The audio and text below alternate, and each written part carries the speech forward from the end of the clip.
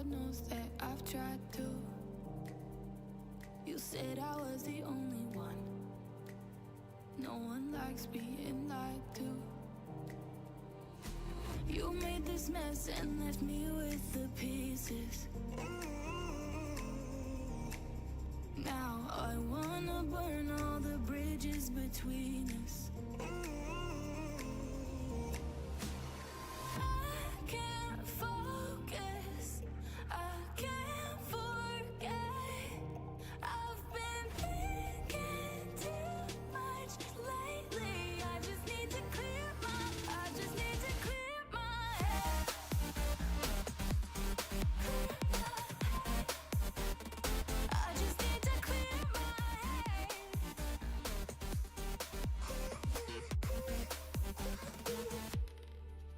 I've been stuck on your memory, but it's not like I need it. And we may have some history, but we don't have to repeat it. You made this mess and left me with the pieces.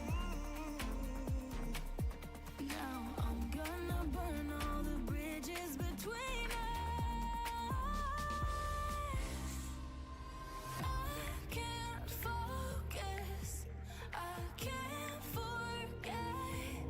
I've been thinking too much. Welcome back, one and all. Who's ready for some team tournament action? That's right, we are back. Okay, I love myself some Red Bull, but actually, you know what? Let's update back to our vibes. Red Bull, we're past Red Bull now. Maybe there'll be another one. Hopefully there'll be another one. But for now, we focus on the team tournaments. That's right. Clear Man's $1,000 Field of Bloods tournament had a bunch of games yesterday, and I think there might even be some lower bracket games playing today. I will keep an eye on that and let you guys know. But what we definitely do have lined up is at least 2 series. We're going to actually have the combined forces of 2 Canadians, 2 twins, and 2 Vietnamese versus a full Chinese stack of organized team gamers. And then we're also later on going to have 3D Clan up against, I believe it's the Turkish boys they were facing off against in the lower bracket. So pretty cool series. Actually, no, it wasn't 3D Clan versus Turkey, right? Let me double check, because Clearman sent me that originally on the schedule. Yes, no, sorry, I'm right. It is 3D Clan versus Turkey. So that's going to be a pretty exciting one to see, actually. I'm kind of curious to see how those 2 teams are going to perform, because you've got Sassy and Ibi on the Turkish squad, most known. And then, of course, 3D Clan is giga stacked, but the fact is they're already in the lower bracket, which is wild. What is up, Imported Gallo? What's my favorite Red Bull? Ooh. The new winter edition was hitting pretty hard. I think Watermelon's always a reliable classic. Watermelon is a banger. I don't know if I'd still... So, like, Legacy me wants to put orange at the top, but because I haven't had orange for so long, because I think they just completely stopped doing it now. Several years ago, they stopped doing it. I don't think they brought it back. I'm kind of hopeful they bring it back so I can test it, because they actually recently brought back Tropical, which disappeared for quite a while. But, yeah, my taste buds are a bit weird. Like, Juneberry was my favorite last year, but I kind of went off it a little. I still like it. Of my most recent batch, I had like Juneberry, I had Standard, I had the pear and cinnamon one. I had Summer Fruits. Summer Fruit slaps. I love Summer Fruits. But when I was at Red Bull Wolo Legacy, Red Bull Wolo El Renado rather, there were 2 that I... Hey, by the way, different type of Wolo. The ones that I were drinking a lot of was the watermelon ones, because we were having like watermelon mojitos, and those were delicious, by the way. Recommend trying them at home. And the other one was the vanilla iceberry, I believe it's called. I think it's called Saber something, because it's the Spanish cans. But that's their new one, the winter edition, which, by the way, I talked to one of the Red Bull guys, and he gave me the deets. It's let me find it. Yeah, iced vanilla berry is what it's called. Do you know what the flavor profile is, guys? It's quite funny, actually. The flavor profile is gummy bears. No cap. It's apparently gummy bears, which is just very comedial to me. So I think, like... Yeah, it's pretty damn good. And yeah, watermelon is incredible. I remember, actually, I need to get back on the cactus, because I don't know if cactus is permanent, but I noticed it's back recently. I couldn't find it anywhere else. The cactus, when I had that like 2 years ago, I was really impressed, because cactus just sounds weird. It sounds like it's going to be trash, right? That cactus tasted good. So yeah, they have some really good flavors. But yeah, watermelon most definitely slaps. I'm not really like, I'm not the type of person who sits there eating watermelon. I'm weird like that. Same with strawberries, right? There are a lot of things I love strawberry flavored, but I don't like eating strawberries itself, right? So yeah, I'm a bit weird. Same with, what was it like? So I bought some of the bacon rashers, the crisps, and I don't like bacon. I mean, I'll tolerate it in a dish, but I won't go out of my way for it. But like, I'm more than happy to sit there eating the crisps or chips if I've got American in it. But yeah, in Australia we have the sugar-free acai one. Oh, I think I've had that. That's different to the coconut and berry one, right? The acai one was kind of okay. I am saying that right, aren't I? I think a lot of people say acai or so whatever, which is not correct. It's acai, isn't it? But like, I'm trying to think. The only one that's a bit weird to me, and I don't think Red Bull would mind me saying, is I always find Red Bull Zero a little bit weird.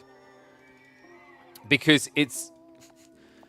for those who don't know, the Zero, so like you have these ones, which is sugar-free, and then the grey can ones are Zero. And we will hop in the game in a sec, by the way. I just want to give people a moment to hop in and get ready as we hop into the games. But the weird thing with the Zero one, I described it as it's kind of like drinking air. You guys may have had that like with other zero-calorie drinks. I think it's a zero-calorie drink issue where like they... yeah, it's like there's nothing there. Like, you know you're drinking something, but like at the same time, you're not. Well, you are, but it's like you can tell it's not like whole the way that a sugar-full or a sugar-free one would be, right? So yeah, it can be a bit funky with those ones. But I just remembered actually I had the apricot. It is apricot, right? Because when I was a kid, I used to always say apricot, like apron. No, wait, because that would be apricot. I don't know where I got apricot from, but like so it came into habit when I used to play Pokemon. Would have been Pokemon Gold. Pokemon Gold, like, because you go around the forest gathering apricots. And I used to say apricot all the time. Or apricot. Whichever one it was, I knew it was wrong. But I was a kid. I got in the habit. Same with route and route. I would use them the wrong way round. So I would be like, I'm going to route 56. Which is not the correct term at all. Like you and vinegar? Oh, no, dude. You with vinegar is terrible. So, folks, my mom, the way she says vinegar is vininegar. That's not even that is like not even a mispronunciation of the word. You've just added extra. I'm sorry, I'm shaming you, mum, but you've literally added extra letters into the word there, right? Like root, route, apricot, apricot. Like it's different ways to pronounce it. You legit just created a new word. That's like me and when I first started casting and I used a word called desperosity. You guys ever heard that? Because it's not a real word. So it's I never tried to spell it before. When you try to spell it, you realize how dumb it looks. Desperosity or maybe desperosity. But like, it's not a word. It's desperation and ferocity. It's almost like aggressive desperation, right? And I used this word a lot when I first started casting Dota 2. And no one ever called me out on it. Like, a lot of people actually thought it was a word. It kind of sounds like it should be. And also, you've got a British person telling you, so you almost want to believe it. Oh, dear. So yeah, desperosity, guys. It does sound like, can we agree? It does sound like it would be a cool word. Right? We all now know, like, even before I said, I imagine a bunch of most of you are like, that's not a word. But, it does sound really cool. If a British person uses fancy words, I instantly believe them. Oh, yeah, like, dude, I think I have some. I'm trying to think, like, can everyone, I don't know, people watch me, like, what's the fanciest words I use? I know there are ones that I just use, but I don't consciously register them. And I might even use them incorrectly on occasion. I mean, permutations isn't. I think permutations is really, like, not in RTS. Permutations is, like, a more frequent word in RTSs, right? But I know there are words. Oh, you know what one of my favorite words is? And it's kind of crazy how often I find a way to use it. Discombobulation. Like, this whole strategy is discombobulated or something like that, right? The other one I've noticed was juxtaposition. I love the word juxtaposition. For those that don't know what juxtaposition is, juxtaposition, like, to explain it in a more basic way, it roughly equates to, and hold on a sec, I'm just like sorting out my UI behind the scenes, so give me a sec, guys. juxtaposition is kind of to do with the idea of like everything being in order, right? So like to juxtapose is like one by one sequentially.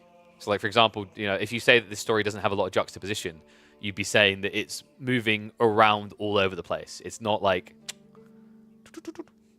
it doesn't have the coherency, right? It's like when you move between 15 different things at once. The fact that, yeah, so definition, the fact of two things being seen or placed close together with contrasting effects. So like, it's the whole idea that like you are jumping from like extremes all the time, right? So like, you go from a person, like, you know, you're watching a film and there's just a person kind of like sowing seeds in a field, and then it jumps to a guy like blowing up a helicopter. It's like, wow, there is a questionable layer of juxtaposition there, right? Or like, if you have a guy with 100 eco and a guy with 10 eco, you'd be like, there's this extreme juxtaposition between these two bases. All right. But I think we should get ready to get underway. So guys, plans for today, we are... and what is up, boy? Thank you very much, man. I appreciate the resub. Welcome back to Swarm. Oh, one small thing. I did mention originally we were going to have an announcement tomorrow. I am aiming to have that announcement with the full details next week. Midweek, I think is what we're aiming for. So I'll keep you guys updated. I don't think I'm going to make the Friday deadline, but that's because we're making some really cool adjustments. I want to share it all with you guys. I've actually alluded to some of it already, but like there is more details behind all this that I haven't discussed. I need to confirm with the appropriate parties. And then hopefully next week we will announce everything. I'm really excited for it, man. It's like, I mean, full transparency, guys. Like, I mean, I said it to Emma earlier. It's like, this is either make or break for my channel, is the way I'm viewing it, I think. So, hopefully make, finally. Like, we've built a very cool, humble community. I feel like we're ready to take the next step to get to a point where we can just be, like, pumping out big tournaments and doing all kinds of things on this channel. Because I see the potential in you guys. Maybe me? But... let's get ready to hop in the game, because the schedule for today is going to be we're opening up with the Canadian/Vietnamese stack versus the Chinese stack. And then we're going to be checking in on the 3D clan members versus the Turkish squad. And then we might also be able to catch... I think there was another set. I'd have to double check, but there might be another set happening. I will confirm with Clearman. Let me actually just message him right now. Do we have a doc with all sets and outcomes confirmed? Because Wikipedia isn't being updated. I mean, I might be an idiot. Maybe there's a start GG link. No, there isn't. So I will double check with Clearman on that. The Vietnamese have a different way of doing this, I guess.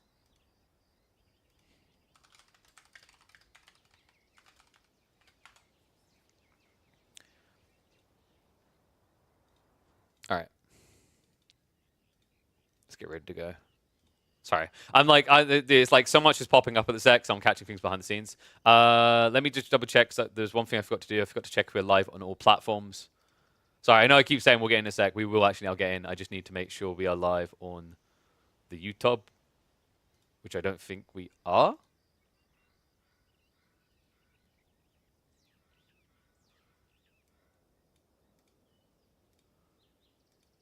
Oh, I think I see what happened. There was, yeah, okay, we're good. Wait, are we good? We're good. Okay, fantastic. Hello, YouTube. Everyone's good to go in the right location. Somehow I duplicated the live streams, so we're good. We're live on 3 platforms. Big pog. So, without further ado, let's get... Oh, wait. Just to let you guys know, sorry, this is actually irrelevant to the series. We do have the map draft. So, maps we're going to be seeing in this series, potentially Mongolian Heights, Dry Arabia. Wait, is that Dry Arabia? Gorge. Sorry. I think that's meant to be Gorge. No, it's got water in it. Rocky River. I'm an idiot. Dude, okay, sorry. Mongolian Heights, Rocky River, and Hill and Dale are our maps. So, we are going to hop in now. And it looks like we're kicking off with Hill and Dale. I knew it was going to do that. Don't worry. We just need to do that. Boom. Okay.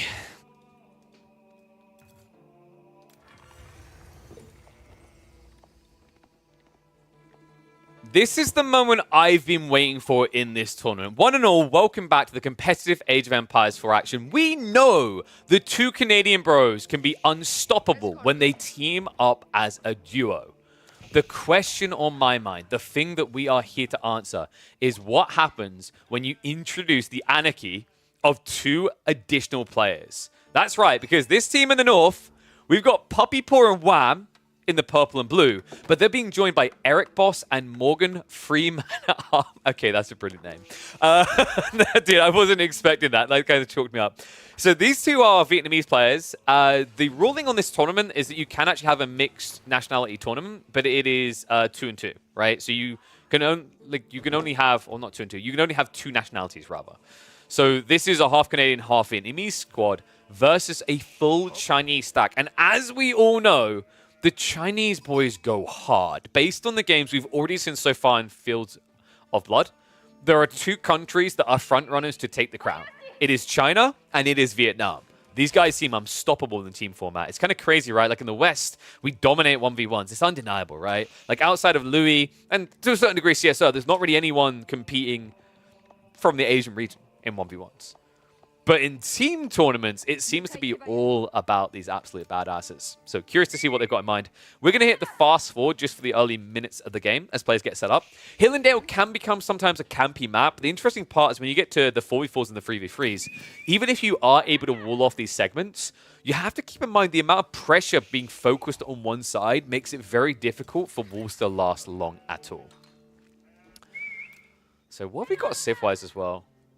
HRE coming in, no surprise there from the West Side teams. This is probably going to be a fast castle build. So far, we've seen Westerners exclusively go for fast castle builds. And on average, the Eastern players tend to go all-in feudal play. On a map like this in particular, fast castle makes a lot of sense for HRE. You're also supported by the French and the Mongols. And I imagine the English are probably looking to play a bit boomy as well. That being said, I am a really big fan of what we're seeing here. Abbey of Kings is cool, dude. Abbey of Kings in team games, I love to see this. So far, we've exclusively seen council halls coming out when English have come up in the 4v4 format. I don't rate the council hall very highly at all.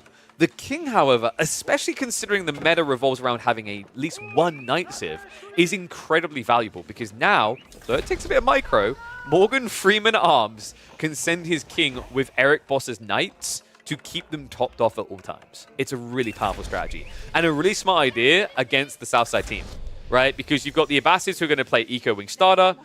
You've got Pink playing French, so you can actually beat his knights now. You've got Red playing Japanese, who's lightly fast castling, so he's not going to compete early on. And then finally, you've got a Chinese player with T. Rico in yellow. So another Civ that doesn't really want to have to deal with that early pressure. And another Civ that looks like they're going to be going multi-TC here. Who are Morgan Freeman and Eric Boss? Glad you asked. They're actually decent Chinese players. Sorry, Vietnamese players. I double-checked their ranking before because I think they were kind of like quite reasonable even on the 1v1s. Yeah, so Eric Boss, for example, the guy in teal. This guy is pretty impressive, actually. 225th in the world at the time of recording. And team ranked, he doesn't play too much of. But the crazy part is the rise he's had. Because Season 7, he finished 2,000 rank. And Season 5 was like 870 rank. But this season around, although it's only about 40 games played, he's already in the top 300. So a good sign there. And Morgan Freer Arms. Dude, I love that name so much. I believe was also, he might have been the team player. Because I think one of them played a bunch of team games. So Morgan Freeman Arms. Yeah, so he's top 2,000 conk on Team Ladder.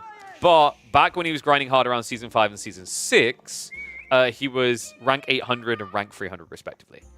So yeah, quite a weird dynamic, right? Because you're thinking, well, who are these two people to play with the Canadians? Kind of unknown players, but what's impressive is the fact they even got Vietnamese players in the first place. Considering that, you know, I'd say Vietnam is an inward-facing region. They don't tend to interact that much outside. Right? Like, it's kind of impressive the way that Clearman keeps reaching out to me to be the official English coverage for these things, because I think they do quite well on their own. Like, for those that don't know, Clearman's community, he was able to fund this $1,000, right? Just like that. And he had the free-for-all tournament about 2 months ago, which was, I believe, another $1,000, if I remember correctly. I wish I could afford to just dump thousands of dollars here and there. Maybe we'll get there. So walls are starting to go up, and we talked about how this isn't really a reliable strategy. It takes way too long to get everything in place, and they're already too late as well. Especially when you look at this area, it's just so much ground to cover. Yeah, it's kind of like you need yellow to go do this, right? But the problem is yellow can't go and do this, because by running out with his villagers, he's going to offset his TC timing, which he was looking for. And on top of that, because of the way you typically play China in the opening with the Barbican and Imperial Academy rush, you don't have the resources to get Willbarrow either. So he wouldn't have been optimal walking out and back, walling those off. And that means he is now suffering. Good dives coming in, so Eric Boss already getting some chip damage done here. The French will be assisted by this king, of course, so he will look to probably re-engage with them soon, so he can heal them up. Other side of the map, we've already got Fast Castle complete. This is scary, guys. Puppy Paw already has relics on the way home. He's got one coming. He's got second one almost there as well. And I think he's got additional prelates now running out. So with the pressure being piled in here by both blue, teal, and green, it's going to be very difficult for any of these civs to contest. Like, I actually think the draft from the Chinese team is a little bit flawed. It's too much greed, right? Like, I don't know how people feel who play a lot of team games about seeing China and Abbasids on the same team. I'm not crazy about it. I think it's too much of one thing, right? Because you can see they're both basically playing TC Boom, which means that the French player has to carry the game because the Japanese player is only going to participate around minute 9 when he has Castle Age. So you've pretty much guaranteed that H3 is going to get bare minimum 3, if not 4, 5 relics because you don't have the ability to block them. That's a dangerous position to find yourself in, right? Like, second relic is about to be dropped off. He's already shuffling out for another 2. He's got 4 prelates in total. I think this is a 6 or 7 relic game. And Magadai as well. A crafty detail by Wham. Love this also with the king. Dude, I actually think that... So I was saying I think English... I said this just 2 days ago. English suck in team games because they're reliability. Hear me out. The way they're played. People build Council Hall, they build their walls around themselves, and they build TCs and go castle. And then they build men-at-arms, right? So they don't do anything for the first 10 minutes, and then they proceed to build the slowest moving unit in the game. But if you just choose Abbey of Kings, you can do whatever you want. Because this king alone gives so much to your team. It's not just about healing up your knights efficiently, it's about the fact that these low HP Magadai benefit humongously from that sliver of HP regen. Because they're only an 85 base health unit. It makes the world a difference. It's a really cool build, and the Magadai already proving frustrating here. Another annoying thing is, of course, it means that your mounted samurai are always going to end up losing their deflective armor. That's a big deal because it means when Eric Boss charges in, he will activate his extra damage. Right? Like, that's actually a very intriguing interaction. Usually the problem with French versus the Japanese is that you never get your damage buff because deflective armor removes any damage being done. And the condition for you getting the extra damage for 5 seconds is that you do damage with the charge. Trade also on the way, so Wham will be just inflating that Magadai count. We do have Camel Archers coming out. So, this is one I haven't tested recently, Camel Archers versus Magadai. My instinct is Camel Archers do okay, but it's not as impactful as, say, against Knights, right? Because Magadai attack very quickly, and they have such low base damage, losing 20% isn't the end of the world, right? Because Camel Archers don't have ranged armor. So I actually think it would be very high value for Eric to go into that particular tech. Like, +1 defense here is actually huge. That's a 20% mitigation of damage, and then you have another 20%. So you're mitigating 40% of Magadai's damage in age 2. Puppy Paw already on his way up to age 4. We do have the Japanese player continue to spam out the Mounted Samurai. He is playing for relics himself now, but so far we've got, what, 3 relics home? I imagine 2 more coming in. Yep, they're on the way now. It might even be more, actually. Prelate is still shuffling out to the east side. Dude, he's going for everything here. For good reason, right? His team has done such a good job of controlling. Now I'm going to move into the exchange. Keshik's front lining will absorb the blows. However, this is a 2v1. So right now, Wham's buying time while his teammates are greedy here. Remember, Green did go up to age 3. Did immediately switch into Spearman. Smart choice here, considering most of the units coming out from the enemy team are Cav. Yellow, what's the plan here? Like, when are we getting the true power of China? Because if you have to wait another 10 minutes, it might be 10 minutes too late, right? You've got trade starting to build up for the Mongols. You've got H4 online for the HRE in a game where they're probably going to have bare minimum 6 relics. I think China has to be present sooner rather than later. Either that, or Eric on the Abbasses in orange has his work cut out. Camel Archers, I mean, dude, we've seen Camel, Archer, and Riders are OP in team formats. They kind of need to be for the Southside team here. Lolo, not going to connect. So Puppy will be denied at least 1 relic.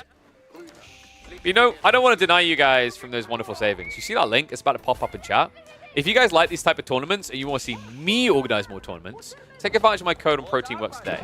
There are amazing different quality products you can get. I've got the Salted Caramel Bandit meal replacement right now. If we get a few more sales this week, I will get renewed with them, and my promise to you guys is I will put some of that money into prize pool funding for that upcoming month. $200 to be exact. On top of whatever we were already going to do. Hand Cannoneers now on the way for Puppy Pool. I actually really like Hand Cannoneers for HRE. The only Civ I think is maybe better for it is possibly China. Even Japan feels a bit wonky, and here's why. Like, you don't have the mobility, right? China at least has the range, but Japan has the damage, but that can be kited. The cool thing about HRE, by comparison, is on such a big map, that extra movement speed from marching drills really does add up. And you need it when you're playing in these mass cavalry comps, because every second counts. If you're delayed on your reaction, 2 issues. You might be caught out of position, or you might be too late to the fight to really make any difference. Alright, 1s if you think that the Chinese squad, the Southside team, is going to win. 2s if you think the Canadians and the Vietnamese have this. AKA the Northside team. It's looking pretty good for the Canadians. Like, you know, the eco is definitely ahead for China. But the thing you have to keep in mind is the Canadians and Vietnamese just have so many relics. So the HRE are like, what, an extra 20, 25 villages? Right, and we have got trade adding in. So then you add in the fact they've got Imp Castle versus Castle Castle. Also, the fact that WAM should be able to inflate so quickly. With him already up to 26 traders, we also do have Eric Boss going trade. So we have double trade from both of the Feudal Age players. And right now, there's limited interception. That is about to change, though. Looks like T-Rico realized what's up. Red has moved across here as well. So traders are starting to fall. There was an attempt to get the wall up, but you can see the gap that never got filled there. So an easy walk through. The good news, though, is when this happens to you folks, just go west. This is the thing about Hill and Dale when it spawns like this in team games. Oh no, they cut a trade. Go to the absolute opposite side. And apologies, I just saw what the UI done there. Let me pull that down for you guys. Not sure why it done that, actually.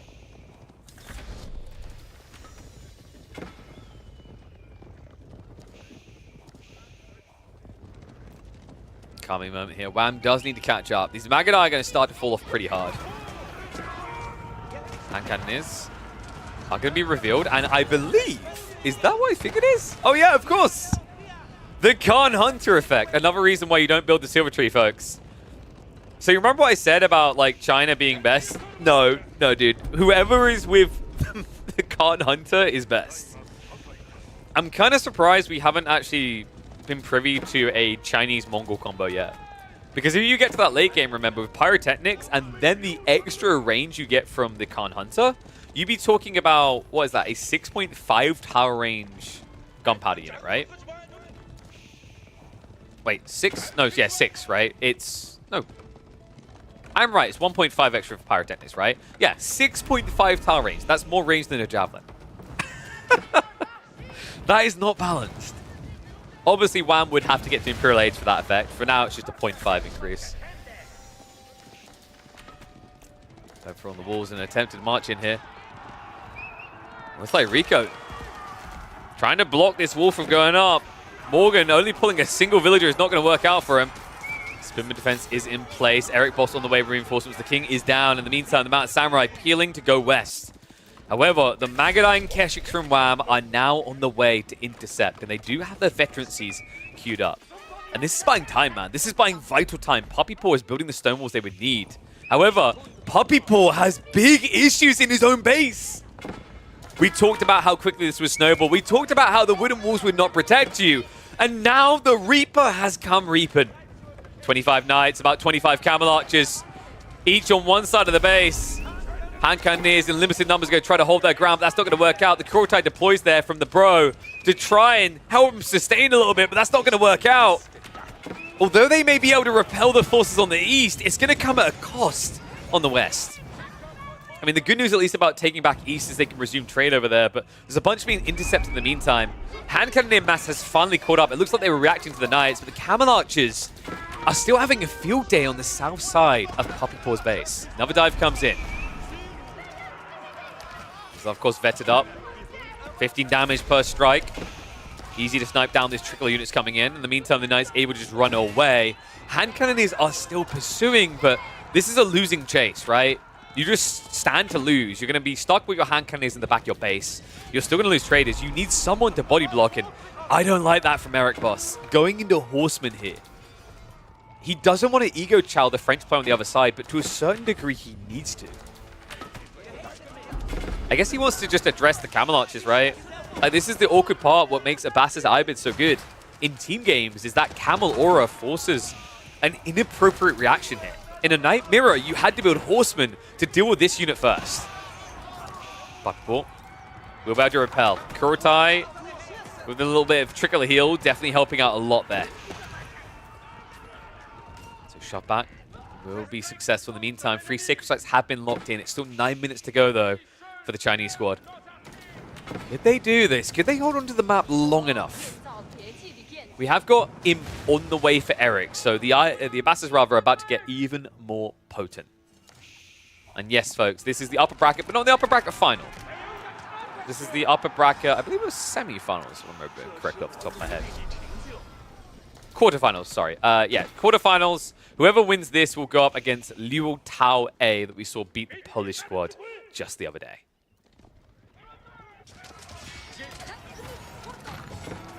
Mag and I just really struggling to do all these Knights quick enough, right? I mean, this is the power of Royal Institute, by the way. It's why people go for it so frequently, even more so in team games. You're only ever going to build one unit, so you might as well get your Imperial Age an age earlier, essentially. Camel Archers are starting to shrink in numbers. Behind this, what does Orange really have coming for him? It seems to be just more and more Camel Archers. Kind of tricky, right? Like, you don't want to fight directly into Hand Cannoneer mass. You're seeing how quickly it shreds him. However, that could change. It could become favorable. T-Rico is now in age 4, and China with gunpowder is a pretty unstoppable beast. The other funny part, the reason why China is definitely #1 and H3 can't come close to that spot is, sure, H3 has more movement speed, but China gets gunpowder tech for free. They get the extra 1.5 range, and if that wasn't outrageous enough, if they go for Yuan Dynasty, they can match the movement speed of the HRE guns. Yeah, you know when you're, like, proud? So it's like, you know, anyone been there? I was there as a kid, right? Like, I would collect some Pokemon trading card games, right? And I would open up, like, you know, one pack, and I'd find a shiny Charizard. And I'd be over the moon. And then there's, like, my friend. I called him a friend. He's just someone I went to school with. He had way too much money to be my friend. I'm working class. He had everything. He was not missing a single card. He had the limited edition, full binder. I think it might have even been gold encrusted. That guy is China in this situation. When I'm just a mere HRE boy. Like, that's the drastic difference. China just kind of gets everything. They don't have to choose a Chinese Charizard or a Chinese Blastoise. They can have all of them. I think it's what makes China such a frustrating sim in the late game. Like, you always feel like you're on a timer for multiple reasons. They're either going to end up going into, say, mass palace guard and flooding your economy, or they're eventually going to get that premium hand cannon in mass that you just can't contest. By the way, that element of China, I think, is about to get even more ridiculous in upcoming Season 9. Sure, gunpowder tech has been nerfed, removed, changed, but they still have the extra range. They still have the movement speed. I don't know. Like, I don't know if I'm alone in this. I'm still of the opinion that Yuan Dynasty is just too good. Full stop. Bare minimum, it should be the Ming Dynasty that gives the movement speed. And Cannon Mass starting to build up for Puppy Paw, though. So we're going to have to see T-Rico looking OP, but this doesn't feel OP. This feels more like the Zhu Ji. He's not building hand cannoneers. They at least have an excuse they can't, but China has none. He's gone Palace Guard plus the Zhugnu and crossbows as well. Yeah, a little bit confused about this. I guess the concern is who's the front line. Because you've got the Japanese Mount Samurai and a few French Knights, and that's it. So they probably feel like, oh, someone needs to build our men-at-arms type unit. But then my question is, why is that not Japan? Japan has samurai. Samurai are better than Palace Guard for the fight. Palace Guard are better for raiding, sure. And maybe that's the thought process coming out from Rico, is like he doesn't want to take the main fight, he just wants to break into the base. But I think you are strong enough with hand cannon near comp to break the enemy. Especially considering Eric Boss does not have that many knights. And he's still not age 4, right? And I believe, correct me if I'm wrong, did he not go Guildhall? Okay, no, he did go Royal Institute. He's just been very slow to get into the Bloodlines. That is now on the way in. As is the Berkshire Palace. It's kind of funny. Like, I'm always a big fan of Wingard, but... okay, I'm going to say someone I never thought I'd say. People never thought they'd hear me say. I think Wingard is overrated in team games. Because in team games, the pacing accelerates so quickly that having one building producing units shouldn't make a drastic difference. Not at the point in the game where you get that landmark. Whereas Berkshire gives you a lot of zonal denial against multiple players. So I actually understand why more players build Berkshire in team games than Wingard. 1v1s, I still think having to build a Berkshire 98% of the time is like a losing play. Or rather, you've been forced to do it, so you feel like you're losing. Camel Archer Mass pushing back. Knights are here as well. Looks like Puppet 4 has got the full Giga upgrades. Men at Arms, the hand cannoneers. Wait, no he hasn't. He's got no gunpowder tech here. Can activate the movement speed arrow. Surprised he didn't go for the attack speed there, considering how close they already are. And there's no micro to shift away coming out from Puppet 4. Too little too late here. So Camel Archers and Mount Samurai will be able to chase him down. We have got a Kurotai packed up and moving in, but it's not going to arrive in time here. A wasted effort, and now if he doesn't run it home ASAP, the Camel Archers could easily snipe this out. In fact, watch how quickly it can die. Watch how quickly... Dude, please, just shoot the... Okay, don't. Just kill everything else. It's almost like Wham's like, please hit this instead. Yeah, look how quickly that health bar evaporates to just a handful of Camel Archers. And now the Knights are going to come in for the pincher. Wham, what the hell are we doing out here? Oh, no. It's Tour de Mongol across the map with the landmarks here. Kurotai pretty much finding no value whatsoever in this game. And now it never will. Meanwhile, elsewhere, the Palace Guard able to shove this back. Turns out it was the correct answer because Eric Boss simply doesn't have enough knights to contest. He's barely got any, in fact, and he's still only in age 3. So the Palace Guard, they're already elited and yeeted, are capable of winning these fights, even against a unit that's meant to counter them. Numbers in this one are at least going to favor Eric Boss, so he will be able to win out. But more costly than you would desire in these type of engagements. It's also just a perfect counter to the Horseman, right? Which then enables the hand cannoneer follow-up, the Camel Archer mass as well. And we have got a little proxy base here. Astronomical Clock Tower built in the center of the map by yellow. Bombards, Nesta Bee starting to move in. They're looking to breach in and hit the farms of green. Wallcrawl is pretty cool here from Morgan Freeman at Arms, though. Dude, I can't get over that name. It is... Okay, can we agree Morgan has the name of the tournament so far? I think I might need to find some sort of little budget when I run tournaments for these kind of quirky things. Best name. Actually, no. I don't want them to use Smurf names. It gets confusing. Lombos are going to try to hold this back. Palace Guard are incredibly chunky, though, with 252 HP. Meanwhile, in the center, looks like the Keeper's going to drop. Eric Boss unable to hold on to the area as the swarm of ponies comes in. Central Keep is down. Stone walls don't exist behind this. There could be a breach point straight down the center of this team of 4's base, dividing them into 2s. We've got a reactionary force on the way from Puppet now. I don't know if it's going to be quick enough, though. If there's just a handful of torches, this will break down. In fact, even just with the Camel Archers here, surprising amount of damage coming out. Looks like there is going to be hesitance. Pink could actually just break through this. I'm a little bit surprised they're not trying to go in.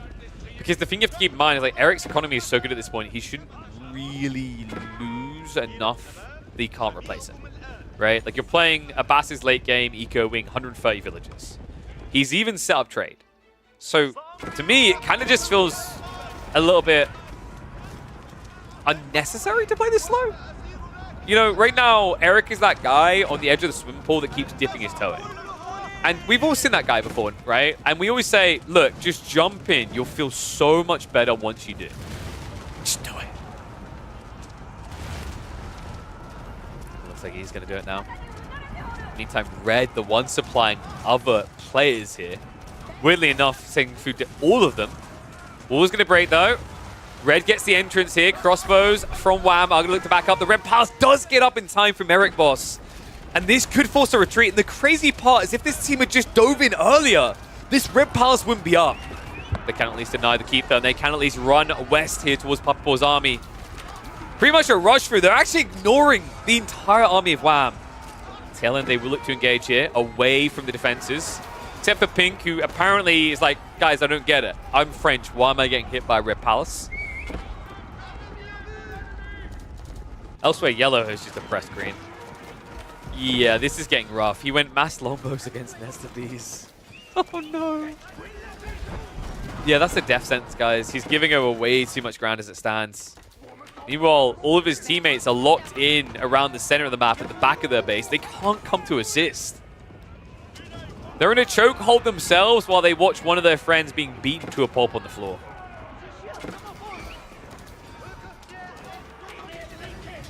No mistake about it. That's not an exaggeration.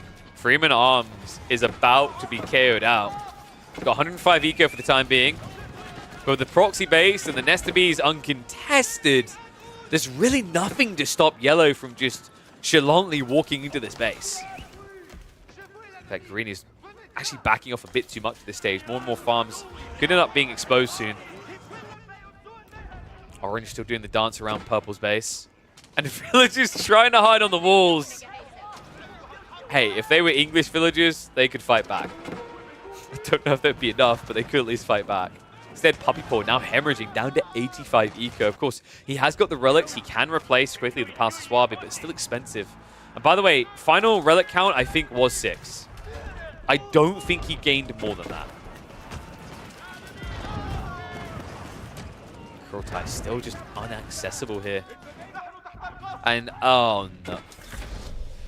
Oh no, because the camels were here, the gate was closed. So now all the trade is running into the enemy army. Wow, in the meantime, has reached Imp. So we have a full Age 4 game now on our hands in Age 4.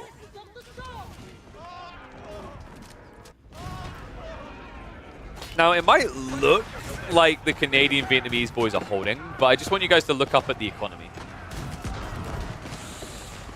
Yeah, they're going to get picked to the bone. The problem they now have is they simply can't afford to replace losses at the same pace as the Chinese stack.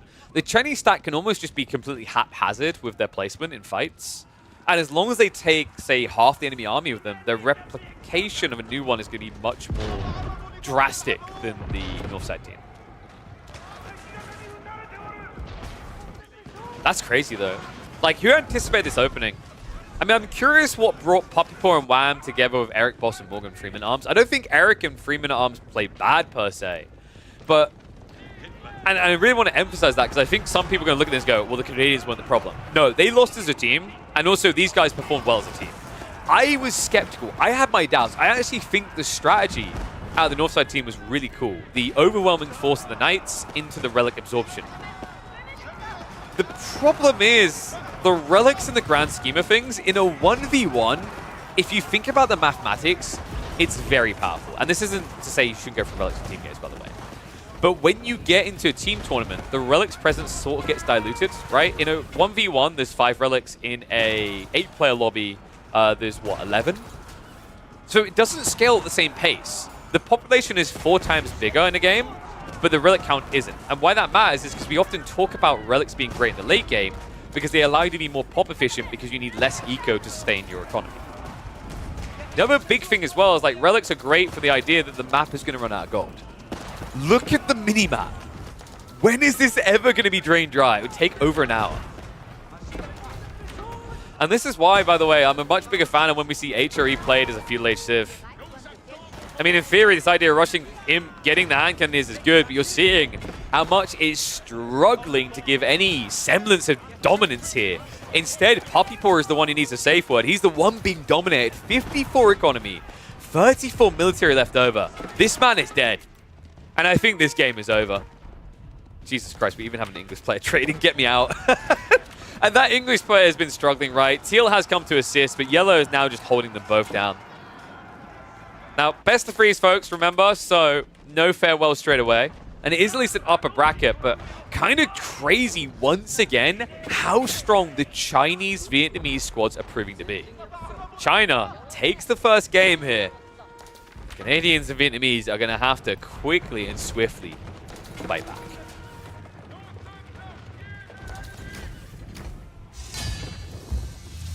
All right, so game 1 done. Let me open the thing. Wait, am I being bumped in the background?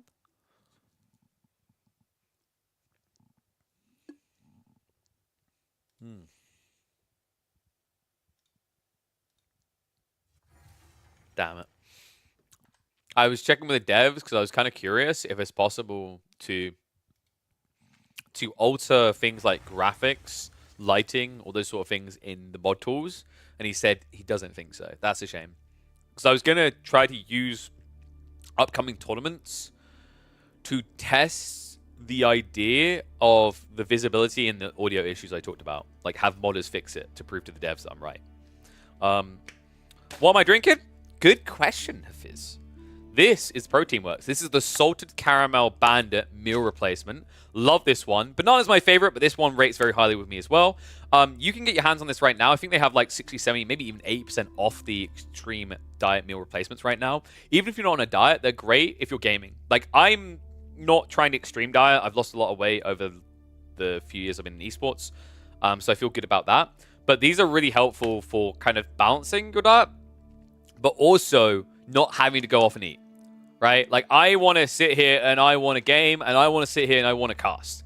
These are phenomenal. For anyone who's been watching my channel for a very long time, they'll know that I tend to just need to go and get a snack, like 3 hours in. Because for those that don't know, solo casting makes you really, really bloody hungry. However, with these, I don't have that issue. I'm able to cast 3 to 5, 5.5, 6 hours, and then I'll go and eat with my family. And mainly that's because it's more of a socializing thing than I'm absolutely starving. So yeah, highly recommend checking them out if you haven't already. If you use my code at checkout, you will get an extra 10% off. So Killer Pigeon at checkout will get you the extra 10% off. And also, if you go beyond a certain threshold, you can either get free delivery or the delivery cost will go down. So check them out today. We're looking to renew again. Who is your favorite player kid in AoE? Of the kids or all the players? What are we going for here? The way it's worded, it sounds like you're asking me if, like, the youngins, who's my favorite. Louis, I think Louis is like 22, if I'm not mistaken. It's like, where do you count kid? MSN? Dude, like, okay, so you're setting the age at, like, 16, and MSN's 15 now, I think. Gully Deco, I think, might now be 16. Dragavan is... Carol, no, I think he's 17, right? I think Dragavan just turned 17. Louis 22. Look at me, dude. I know my numbers. How old is Voldemar? Voldemar is really not that much of a kid. I think Voldemar is like... Is he not 20... I want to say 21? Oh, Dragavan's still 16. Okay. I'm trying to remember Voldemar's age now. He's got a baby face, but he's not quite a kid. We just gave him the name, The Kid. So, getting the next game ready. We're heading into Rocky River next. Voldemar's 22. There you go. Dude, like, I know my names. I know my ages. I was close enough. I think I said 21, right? I wanted to say 22. I was like, no. He's not mature enough. So, I mean, if you like being the kids, I don't like to choose favorites. Dragavan probably has a slight edge because he just does things for me, you know? Like, he comes in as like, KP, give me something interesting to do. When did Gully or MSN, if they're willing to? I mean, MSN rates highly as well. He plays a lot of our custom games, and Gully did in the past as well. So I don't know. I don't like to like drill a favorite. They've all got their own unique things, right? Like Dragavan plays more like an entertainer, if that makes sense. You get what I mean? And by the way, like I think people misunderstand when they hear you use the word entertainer. It's almost like you're insulting someone that they're not good enough to be pro. It's not that. It's more the things that Dragavan will do. It's like there are players that play because they want to just be the best. And I'm not saying that Dragavan doesn't want to be the best. But what I am saying is, like, you can almost just imagine he's the guy in World of Warcraft that screams Leroy. You know? That type of person. He wants to win the raid. He wants to do it, but he wants to do it his own way. And I've got to respect that. All right. Let's get ready for another game. So, I need to flip the score, don't I? Because it's on the wrong side.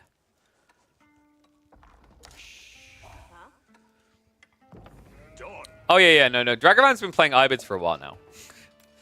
Like, if they can build rams without needing blacksmith techs, he's happy. Wait, why is someone bringing up Age of Empires Mobile? We don't talk about that crap. Not after what they done to my boy Age of Noob. I got you, AON. We believe in him. In Age of Noob, we love. Yeah, Age of Empires Mobile, like, I'll keep it frank and short. I am not impressed by the fact that they are pretty much lying about the game. They're showing footage from other games on the adverts. That is not Age of Empires Mobile. I'll pass. Like, Age of Empires Mobile financially will do well. Because it appeals to a certain audience on mobile games. I am not that audience. I imagine 99% of you are not that audience. But it will do well. The reason why a lot of people are frustrated about it is because it pretended, like, what it didn't pretend. It was assumed to be something it wasn't. Is the best way to describe it. It's hosting is correct. It's not an Age of Empires game. It is a mobile game. It is a skin mobile game. I've seen and played many of these type of games. It's like when you have, and you know, maybe they've done some unique things, but like also I don't like the way their marketing team handled things. Like, yeah, Age of News getting mentioned again. He got screwed over and that wasn't fair. Regardless of whether he broke an NDA, the way that was handled was terrible. But the thing with that game is, like, it may be doing something slightly different to other mobile games, but fundamentally it has that same feel as like the browser game era. Do you guys remember that? Did anyone play like the Command and Conquer Tiberian Wars, I think it was called, browser game? And then you had like Icarus, which was like a Greek-themed one, right? And some of the mechanics were different, but the overarching idea of how a browser game functions was identical. RuneScape's still a browser game, but that's different. We're talking about, like, I'm not using the word Facebook browser games, but those kind of ones where it's like, yes, this building will take you 2 days to build. Accelerate it now. And so on and so forth. Okay, should we get ready to get underway, though? Because it's time for another game. One and all, welcome back to the Age of Empires 4 action. We are back again for more team tournament fun time here. Game number 2 between the Chinese stack on the west and the Canadian-Vietnamese synergy. Wait, no, we need better name. The Canadian-Vietnamese fusion. Oh, God, dude. You know what that sounds like? That sounds like when a British person says they know how to make Indian food. You know what I mean? Like, it's almost like fusion food. But anyway, they have proven to be quite the blend. We're on the 2x speed here just to get into the feudal age, but game 1, there was a moment there where it really looked like the Canadian Vietnamese were just going to run away with it, easy peasy win, and then maybe a 2-0. But got to give it to them. The Chinese stack know their team games. These guys are very experienced in this format, and they bounced back hard. Now, it's up to, I think, one of the favored teams going into this to bounce back themselves. Because although people who know the team tournament formats and know their team players might rate China and the Vietnamese highly, a lot of people don't really know a lot of these players. Because a lot of people internationally follow 1v1s. So they're looking at this game right now and they're going, how the hell are Puppy Paw and Wham, let me fix the UI, sorry about that, a game down? It's unbelievable, right?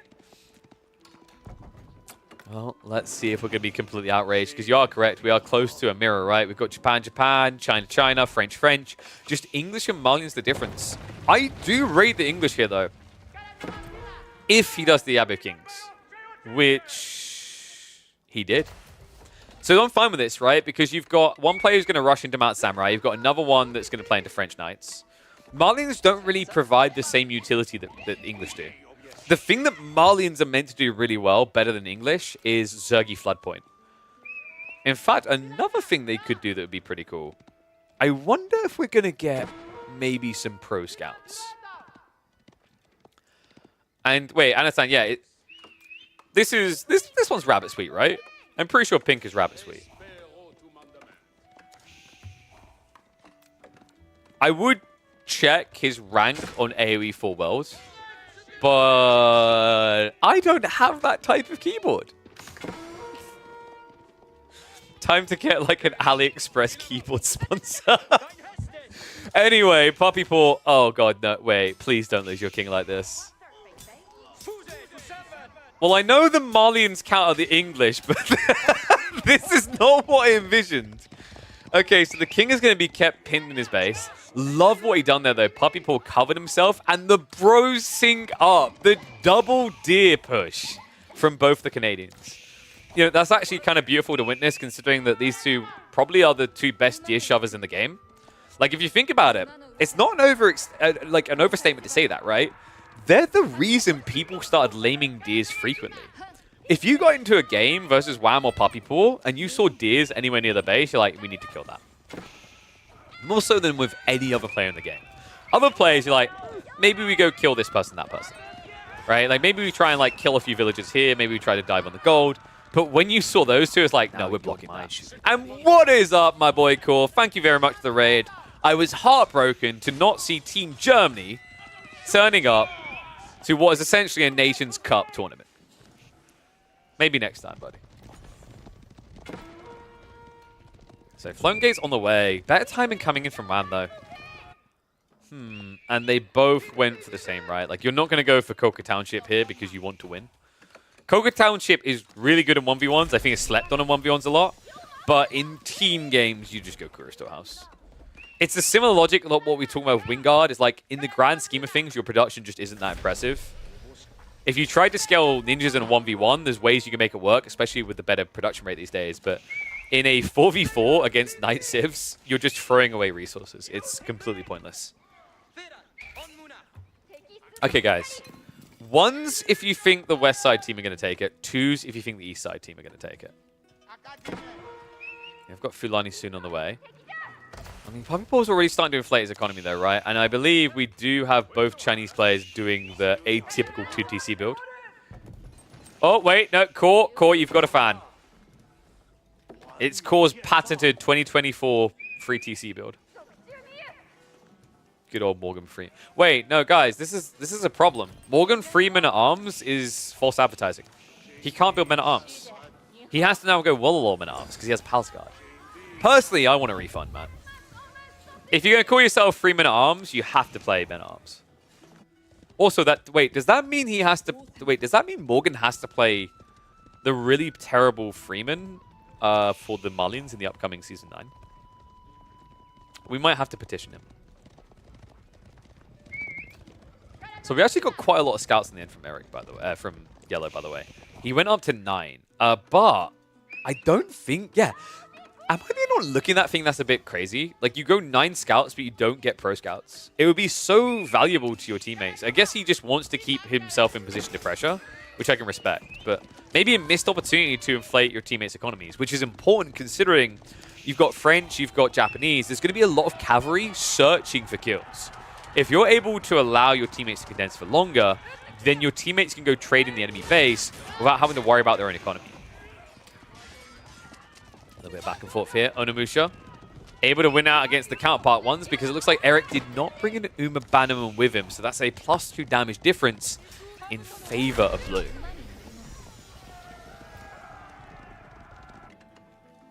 Meanwhile, over here, we have got the very lackluster beginning of a granary transition coming in from red.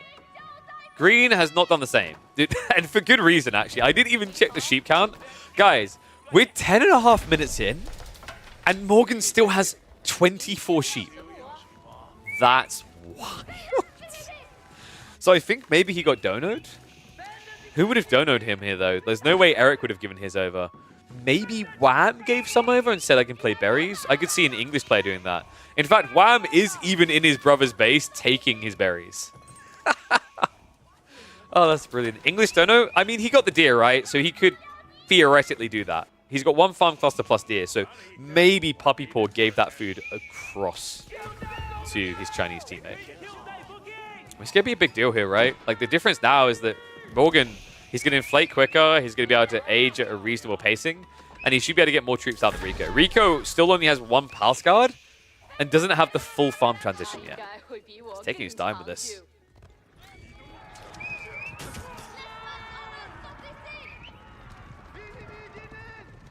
So Onimusha massing on both sides. Who's going to reap benefits here? Eric has numbers on his side collectively if he has everything on the map. That's just not the case right now. I think Eric is also kind of blundering a bit. Not having Uma Bannerman at this stage is a big mistake.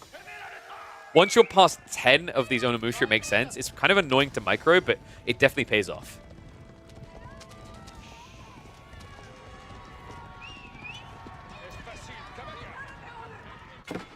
Second TC now coming in from Eric.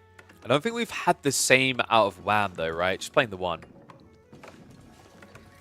Audio is kind of heavy. Are you trying to say that I'm loudmouthed? You might be right. I don't know. People never seem to complain about the levels, but maybe that's what makes people click off. Like, God, this guy is so loud. It's almost like he's a shoutcaster. Okay, I don't know how I feel about the term shoutcaster now that I think about it. I've been fine with being called it for half a decade, but it does just kind of make it sound like my job is yelling. Now, don't get me wrong. Part of it is, but it's more than that.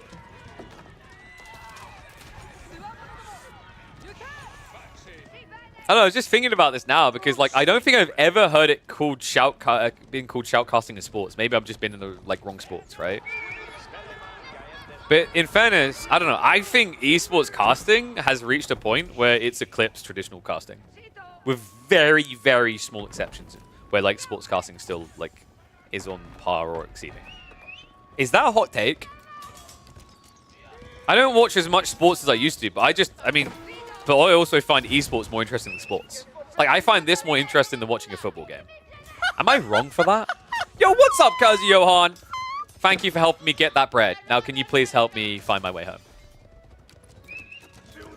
Post defense coming in. Yellow just trying to do as much damage as possible to Eric here. Really important that French mirror just give an edge over to his teammate, right? I mean, French Knights really are kings. It's the reason why, at this stage, I imagine they must be the most picked Civ in 4v4s. Probably 3v3s as well. Like, the French Knight meta has been a very long-lasting one.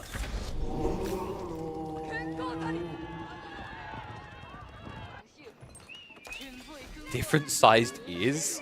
I mean, dude, if they're that drastically different sized, all I can tell you to do is always tilt your head one way so they kind of look the same size. Sportscasting is rarely super technical in my opinion. It's more of commentating but not explaining, breaking down things. Yeah, but why?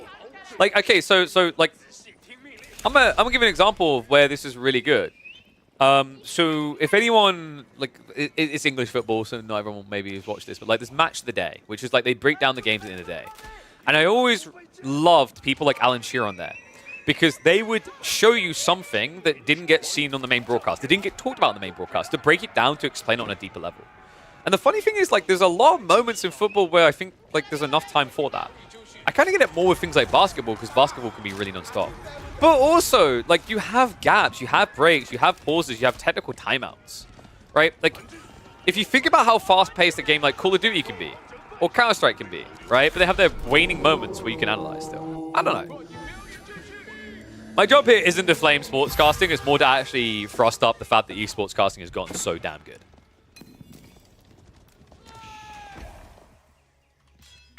And by the way, like, it is a different skill set. So, like, it's always going to be a subjective thing, for sure.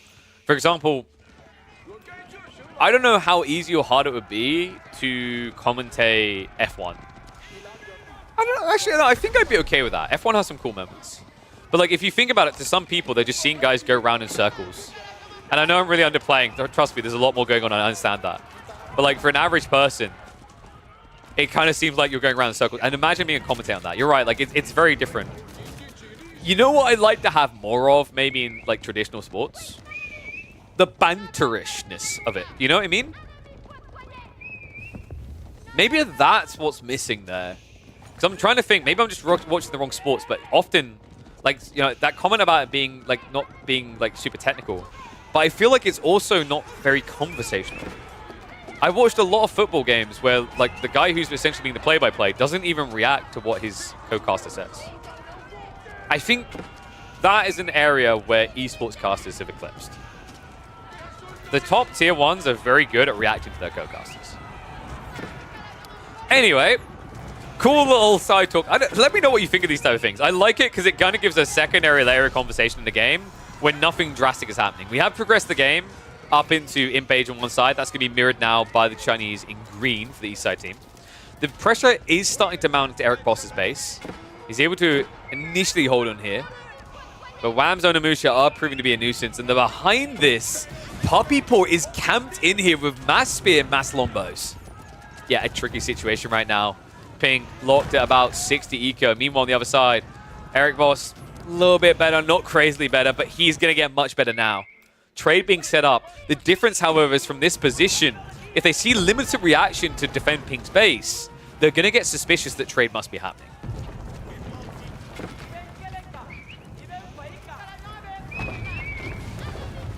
Yeah, so like English football has like a play-by-play and a color, but here's another thing, guys. I started in Dota 2, and the conversations I could have with a co-caster in Dota 2, maybe it's just the pacing difference, and maybe it's not possible in football, and I'm just asking too much. But I feel like I had many more conversations in the cast on like Dota 2 than I see people have on football. It is tricky as well, because like the other thing, and I don't know, I've seen people toot this as a negative. I love how this is becoming like a whole, like almost podcast while these guys are fighting for their life.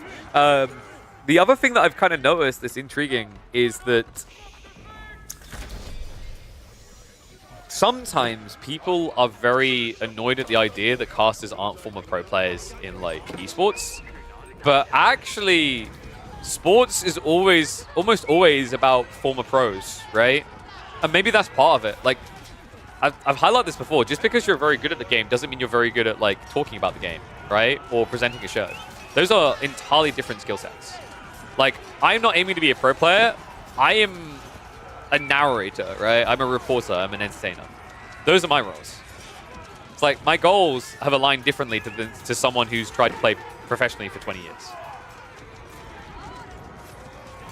Anyway, defense is coming in. They're doing a really good job of holding this back with Eric's Mass Onimusha.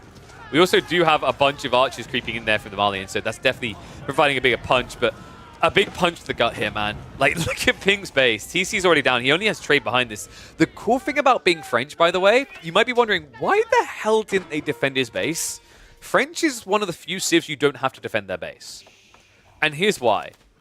You can choose what you get from these traders. Outside of stone, you can repair your issues. This might be less reparable, though. Eric Boss has crept into the corner. I mean, it's essentially a French mirror between these two, right? He understands exactly what the comeback mechanic would have to be, so now we have a blocker to Ping's trade.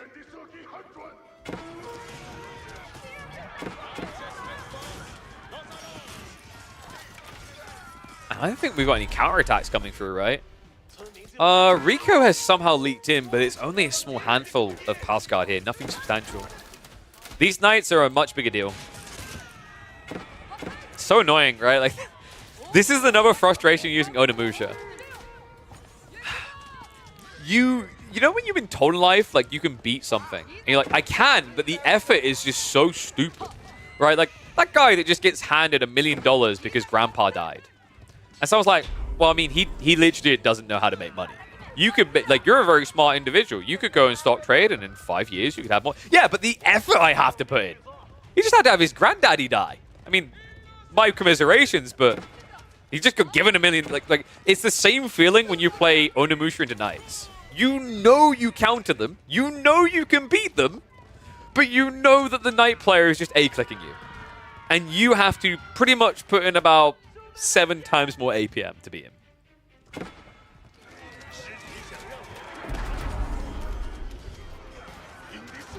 Onimusha in the center also going to be pretty effective against this Palace Guard mass. I've definitely insulted some French player who only spams Knights here. I know that's just happened.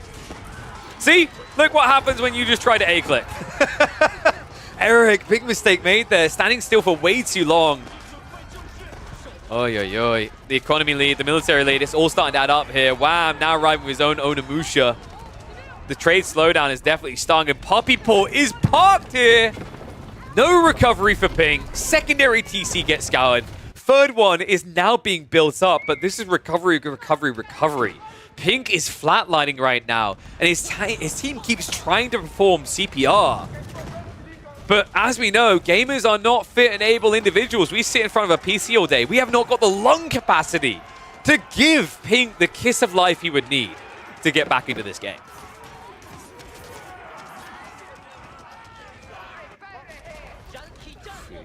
Actually, what they really need is damage and return the other way.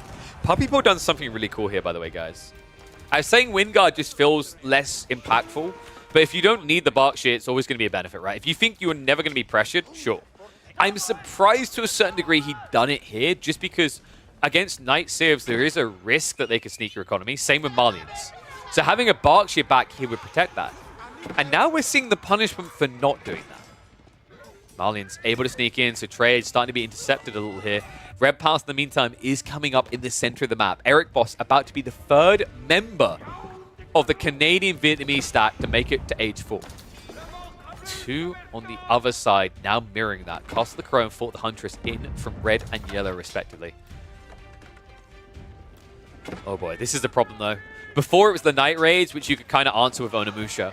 What do you do when this many English longbow spears arrive in the back? I mean, you're just not going to trade now, right? Like, you're going to get blocked forever.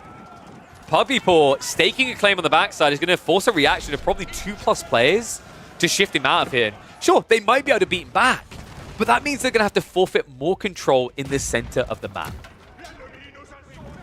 And no, those are longbows. These are left-tenant bows. I'm trying to come up with a cool way of saying longbow and lieutenant together. Long tenants. No, that's completely wrong. They're English. You never get a long tenant. We always get turfed out by our landlord next year because he raises the price too highly. Wow, that hit a bit too close to home. And it's time for the landlord to kick you out. Puppy Paw, he forces the reaction of 2 players. Longbow mass is going to get eradicated here. Meantime, Morgan gaining ground on the east side, though. So yes, they've addressed the trade issue. Yes, they've stopped the blocker, but now they're giving something over. And they're giving over more than they intended here. Wham! He snuck in on the north side. So the Canadian bros, the dynamic here, just syncing up to hit both flanks simultaneously, knowing one would find value. I mean, it was even better than that, right? Like, you had Puppy Paw finding value, and then Wham found the value afterwards. It was a 2-for-1 special. A bog-off, if you will. Wait, is that... That's an English thing, I'm pretty sure. I mean, it's an English saying. You guys know what bog-off means, right? I said, you buy one, you get one free. You buy one, you get one free. Spelled bog-off. I mean, they're getting more than one free, though. They're getting so many free hits below the belt. This is kind of ridiculous. Yeah, boggo. I sometimes call it a bog-off. Well, it is like, technically I'm correct, because you have an F in the end for free. Unless you're like me and you don't pronounce your Fs and your Ts the right way. Does that bother many people? That's a discussion we'll have in the next video. It's a good lead-up conversation. I've noticed some comments about that recently. Orange is trying to strike back. If they can get in, they could turn this around still. The difference is about, what, 80 eco units? And there is one player now stuck in Castle Age, which is a bit of a problem. But with mass sofas, Onimusha, if you hit the trade on the backside, you could flip this thing all the way around. The problem right now is positioning. Puppy Paw already halfway up the map is a problem here. His mass spears, especially with the network of Citadel's effect, is the perfect answer. Immediately able to take down the sofas. He's going to have to back away from the archers here, but with hand cannon is in the mix, he could even look to contest. In fact, that's exactly what he's going to do.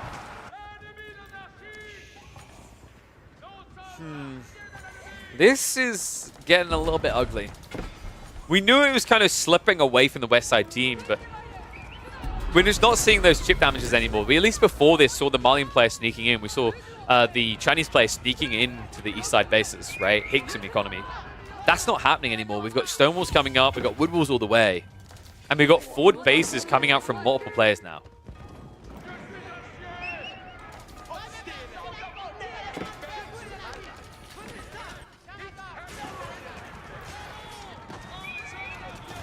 I kind of want him to, like, okay, I'm meant to be on bus, but I just want a game 3. I'm trying to think, have we actually had a game 3 so far in this tournament? I think it's all been 2-0s. I'm ready for it to finally happen. And also, the fact that it would be a Western team, like, it's half Vietnamese, sure, but it would be something other than Asia using the rest of the world as a human toilet in team games. Would be nice to see. I don't want to take the speciality away from them. I just want everyone to feel like they have a chance here. Well, there definitely seems to be hope right now for the Canadians, the Vietnamese. Teal is trying to defend the center as we are getting a forward base set up by Green. Pressure continues though. Puppy Paw really has been the MVP on this west side. Always breaching, clearing. Full SAS sending it. Now he's going to be sending it into that corner again. There is at least some keep defenses coming in, but Pink has hunkered down here with a double TC. The third one is still unseen. But this is more about the trade, folks. The trade is everything right now for Pink. It makes up, what, half his economy? Yeah, 53 of a total 111 economy. And by the way, Pink has not been contributing any military units. He also is still age-free, so this keep, these TCs, they're not scary. They don't have those arbalists emplacements you get from a Red Palace. Funnily enough, instead, he's going to start to converge towards the farms on the edge of Yellow's base, where a scout reaction is coming in, but against Mass Spears, a little bit ugly. However, with the surround and the Mass Archers behind it, it should be enough to set Puppy Paw back again. In fact, the thing that is hurting Puppy Paw most is no forward base. I'm kind of surprised he's done so much damage when you consider that with the slowest moving army, he's had to walk across the map every single time. That's pretty impressive. Wham, however, has already shuffled past. Even more impressive is the amount of traders that have already died in this game. Still so many to die. Actually, no, I found the single most impressive thing in the game. The fact that there is a sheep that has not been taken.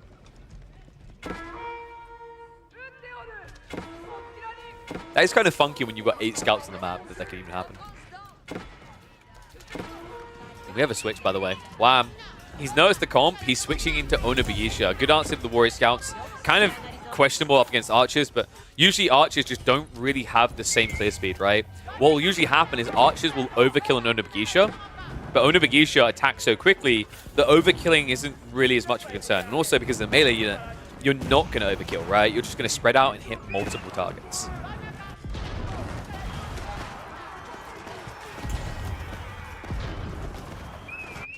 This is done, surely. Like, I'm just looking at the state of play. They are gradually giving over ground. If this was a situation where maybe Red was the forward player and all pressure was coming towards him, I could see it working, right? Just have him scale hand cannoneers, front line, bring reinforcements behind. It's the widespread that is becoming the widespread issue. Onobugisha are now riding into the Malian base. You've got a second wave from Puppy Paw coming in. Looks like the forward archers are going to get cleared up. So we've seen several games of trade now with teammates' marketplaces. Can we finally agree that this is not a fun mechanic? Right? Like, I'm all for trade being good in team games. It is. But within the limitations of the map. Right? They're meant to be trading to here. They're meant to be exposed. They've just been camping in a corner there. Both teams have. I think this is the type of thing that still needs to be fixed to stop team games feeling unnecessarily long. I'm all for them being long for good reason, right? But this is absolutely absurd. Oh my god.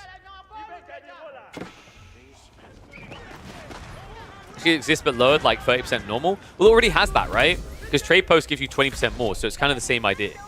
But yeah, maybe the difference should just be more drastic. Oh, you mean down to 30% of... Okay, I thought you meant 30% less. Yeah, that would definitely incentivize them to change. It would also fix the issue of players in free-for-alls getting a huge edge if they kill a player early on and trade with his corpse, right? I'm game for that, man. Like, if maps are meant to be balanced around the trade post, like, you know, being hard to reach to make trade balanced, then it makes sense that this corner trade shouldn't reap so much for an enemy team. Oh, speaking of reap, I think we are getting close to the point. I'm going to start to speed this up a little bit because you can start to see they're giving over territory. We've not really seen any kind of counterattack for, I'd say, about almost a good 10 minutes at this stage.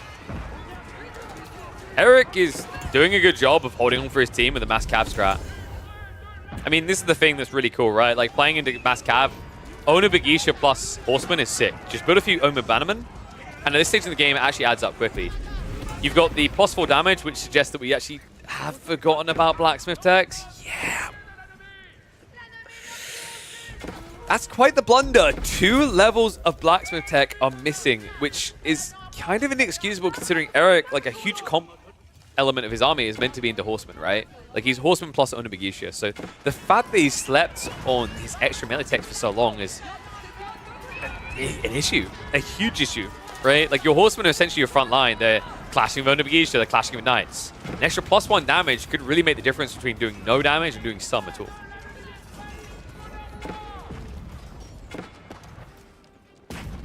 Oh my god, he's keep crawling as well. Yeah, it's kind of funny. So I think I've had this discussion in broadcast before. That there are so many games, and it's not just true of team games, it's actually true of 1v1s as well, where a player is taking a much longer time to end because they don't forward base. We see it so frequently in team games in particular. Like, Wham has the right idea. He's now shifted to the west side. He's been doing it consistently throughout. But Puppy Paw has had all of his production back here.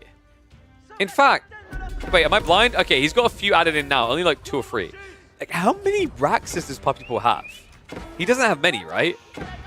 He has 8 Raxes and 5 archery ranges at 33 minutes into the game. That's kind of crazy. That's such a slow rate of production. I mean, it kind of works to a certain degree with the Wingard because you gradually get into the premium, but definitely feels like there could have been more surge. I mean, it's not to say that Puppy Paw has played badly. He's actually played really well. He's done a fantastic job. But he could have done even more. He probably could have ended this game quicker if he was as forward with the base structuring as Wham has become. That being said, it looks like it is going to be a win either way. Hand Cannoneers are now shuffling in. And this is scary, right? There's no Yumi Bannerman, but the fact is you built into Mass Onimusha. This Japanese player has completely countered your comp. Horseman Onobagisha will never win against... Oh, sorry, Onimusha will never win against Onobagisha Hand Cannoneer. And yes, the reason the colors are correct is we talked with Clearman. We confirmed the choices ahead of time, so shout out to the players for remembering to use the warm and cold colors. Shout out to Clearman for the $1,000, and shout out to these players for what is turning into a banger series. Let me know what you guys think about this. Let me know what you thought about the commentary talk. I don't know. I think having these kind of chill podcasty moments in slow-moving games is a fun way of diversifying the content on the channel. I'll see you on the next one. Okay, so that is now going to bring us to Juan.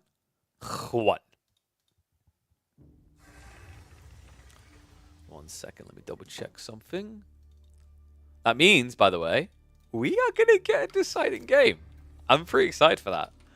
And that also means that we're going to Mongolian Heights for it, which to me sounds like a wild map for a 4v4. And I'm checking the record. There were a few remakes. I think there was a crash, and then they chose the wrong mod. But they eventually got there, so let's hop in for that now.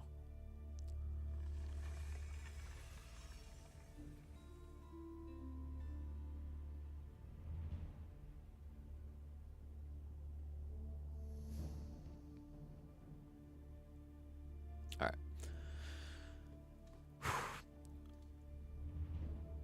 France is a breathing but dead player. Yeah, dude, I think it's something about Rocky Canyon. Like, I remember when I originally praised and liked that map, but that map is like...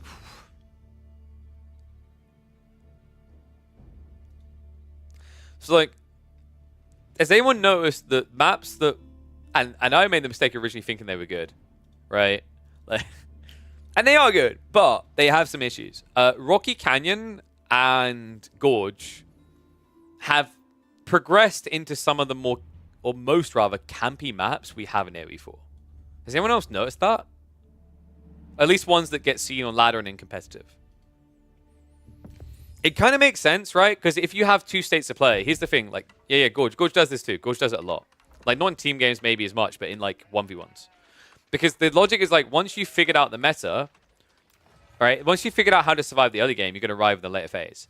But if that, like, if the state of the map allows you to exist for very long, like back spawning goals, lots of trees, which Gorge has, or like with Rocky Canyon, and a very easily wallable map, you get these wacky situations. Oh my god. All right, no, let me speed this up a little bit. Let me make sure the overlay set. In fact, I'm quickly going to take this hoodie off because I'm now getting really hot. Be back. 1 sec.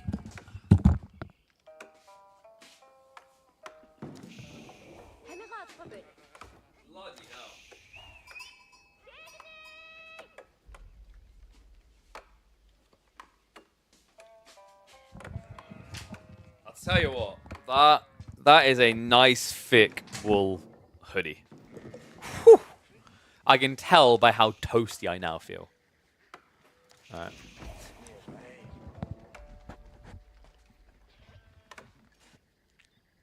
Yeah, we've got an amazing maze here on the west side. What's the matter in 4v4 Mass Knights?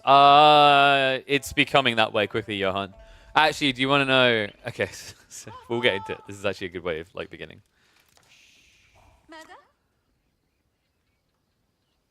What's the meta in 4v4?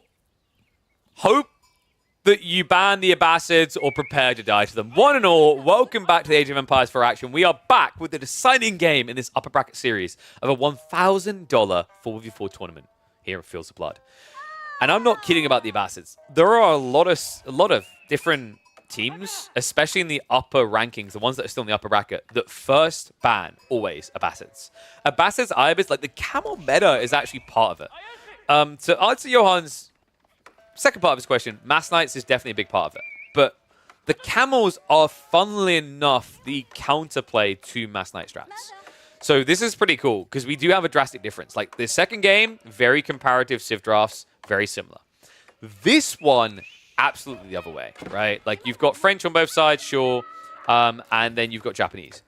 But you've got Abbasid Malian versus Chinese Mongols. These two are going to play very differently. I think the Mongol player and the Abbasid player are going to play a prolonged Age 2, but the way they manipulate the map is very different. For the Mongol player, it's going to be about getting trade, which is going to feel horrible for a central position because the initial setup is longer. For the Abbasid player, it doesn't matter where he's on the map. He's going to go for Eco Wing, multi-TC, and then just spam Camel Archers, or rush Age 3 and go Camel Riders. Because either one works really well here. If you think about the likely strategies to come out, is China's not going to participate early on.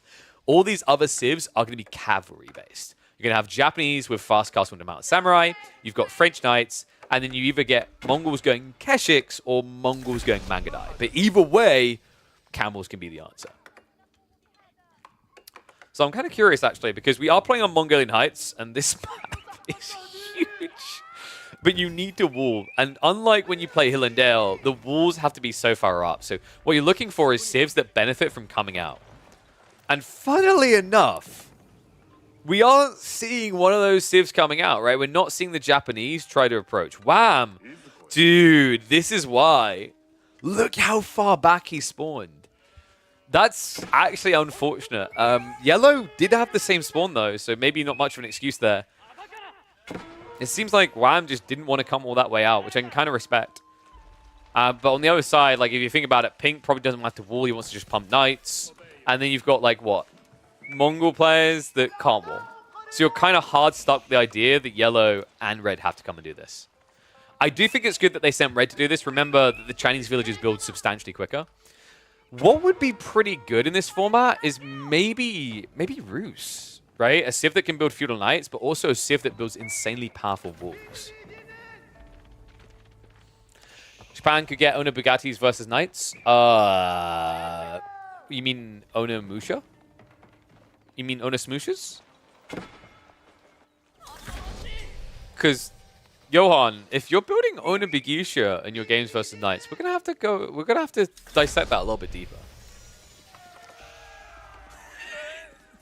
How to tell that Johan does not play Japan? Yes. Ona Musho is the one you're thinking of. Yes, you can.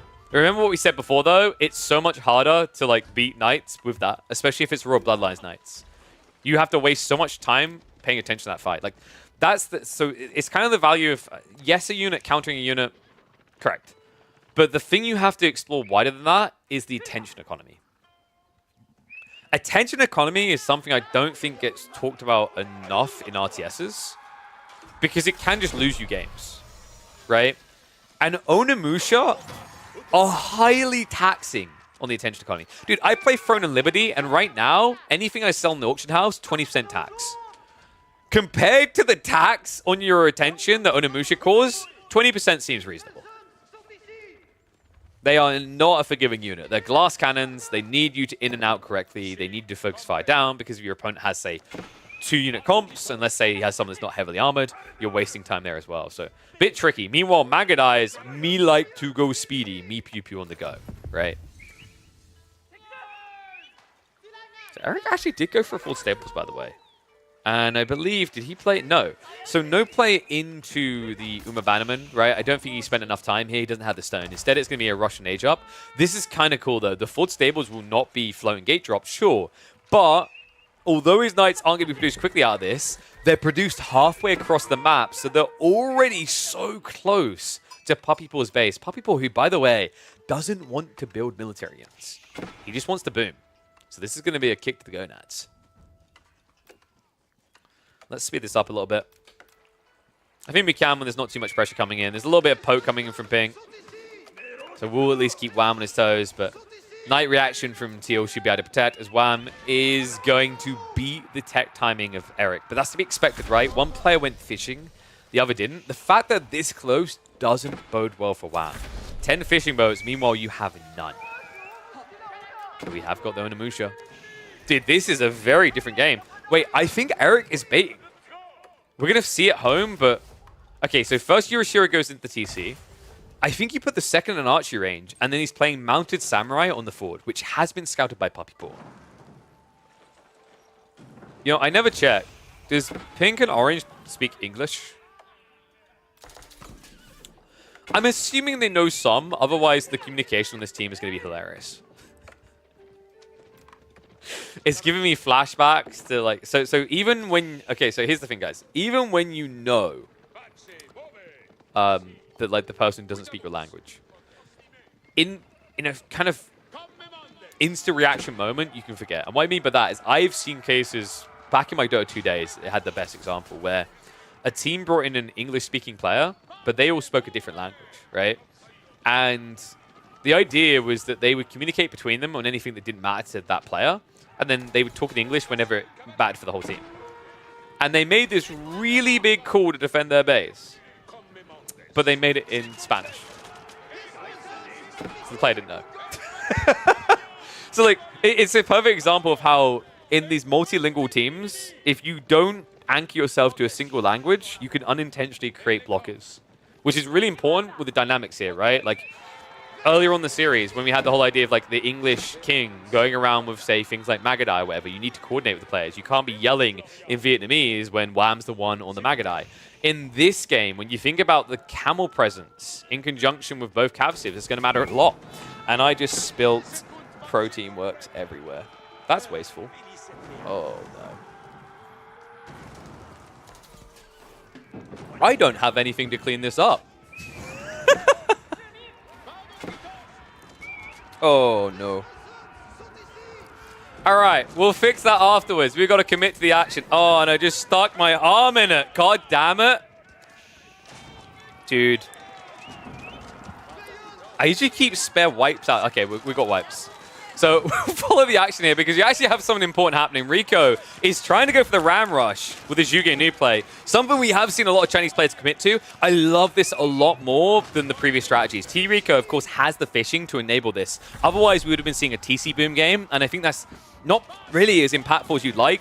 Mongolian Heights is always going to play faster because of the water. You can't just play for that late game and idea of hand cannoneers. You need to be present in the meantime.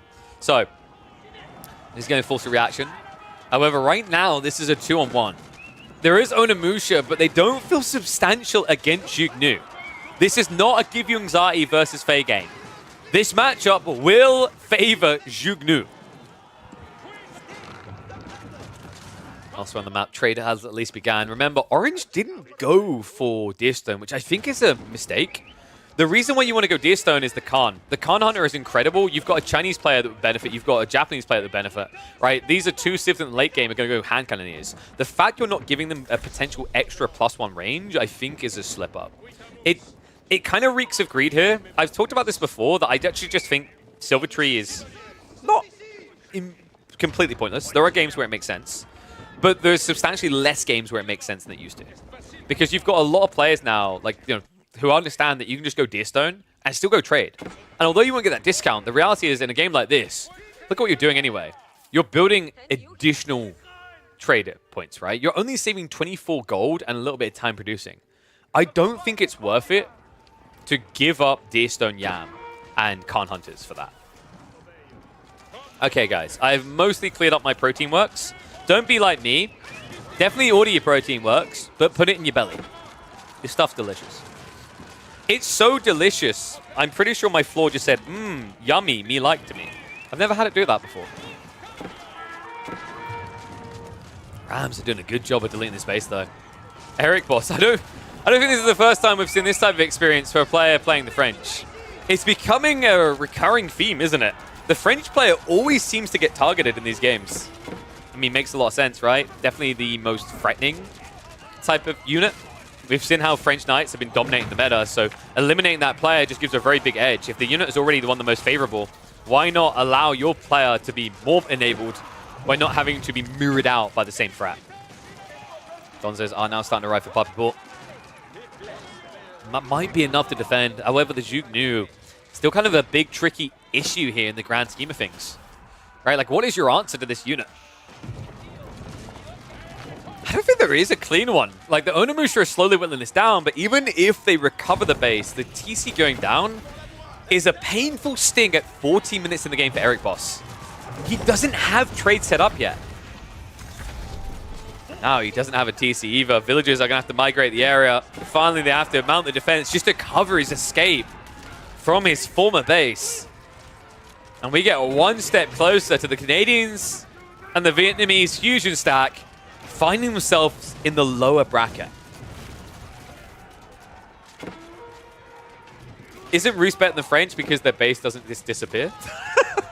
You're assuming that a Roost player is not going to build Golden Gate. You've assumed wrong. Also, so here's the thing. If you go Roost and the French player is on the other side, he will win the initial engagement. And a good French player will leverage that quite well.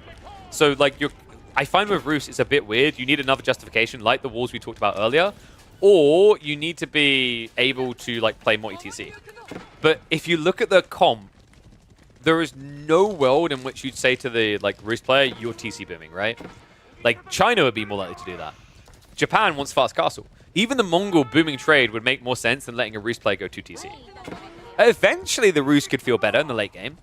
But I don't know. I think Roost, to me, make sense in the 2v2 and the 3v3 meta. They rarely make sense in the 4v4 meta. I think you need a specific map to justify their presence. All right, guys. My full attention is back on the game. I've cleared up all of the mess. It actually makes a difference. Usually I'm spilling energy drink across my desk. That's how you really know the protein works has become part of our routine. It's entered into our like accidents.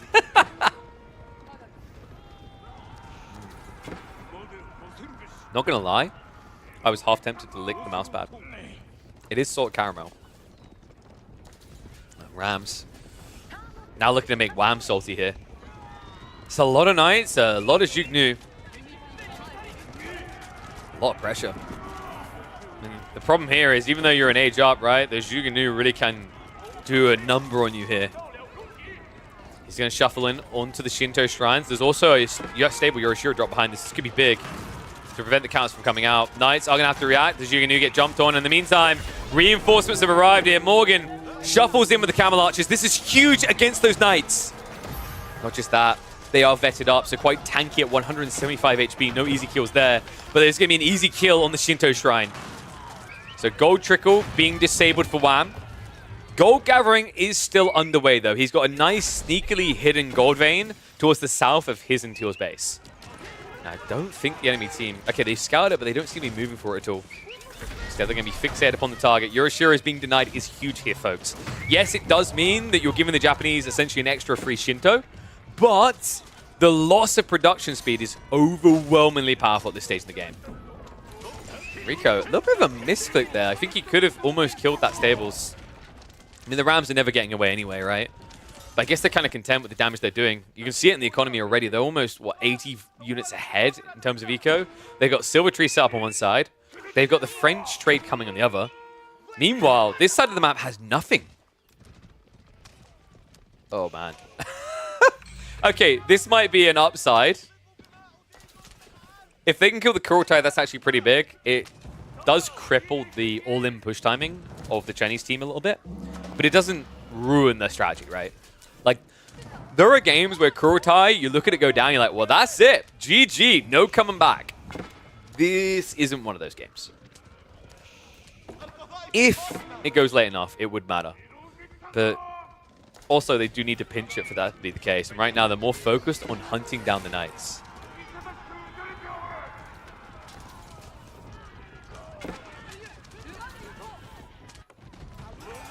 Side. I'm kind of surprised that Puppy Paw's able to hold this back. Sofa don't typically perform great against Mount Samurai. Like, mathematically, if you use the same resources, Sofa can be good, though, because remember, Sofas cost less than Mount Samurai. But the damage difference is kind of huge, right? Like, if you think about the armor values, you can already see that he's more chunky. Then there's the health, and then on top of that, there's the damage difference, right? It's 30 damage versus 20. So it's a 50% increase over your damage. Doesn't work out that way when the mount units start to arrive, though. Camel Archer's coming in with that debuff. We'll be able to scare him away. It's like fishing now, starting to get intercepts. So Puppy Paw starting to spread out, starting to reach out here. And Eric buying off more than he can chew. Yeah, the problem I'm seeing right now is the Chinese team, they're just not really together. They're kind of divided. So what ends up happening here is you're seeing them just get hit by 2 players at once each time. That's naturally going to happen when you overextend the way they did.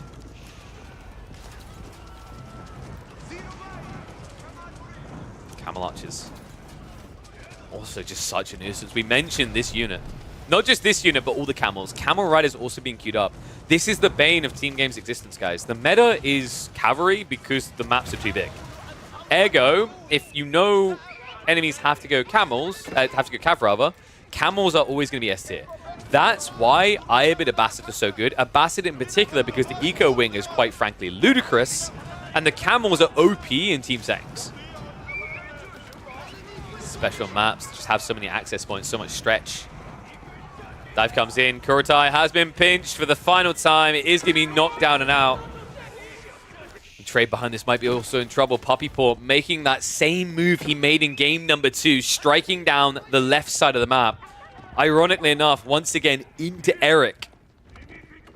Actually, was it Eric last time? No, last time it was Pink, right? He's on the other side of the map. This time, Eric's going to be the one receiving the heavy dose of medicine. Also a little bit distracted. Eric diving in here is kind of surprising against the mass camels. Not ideal.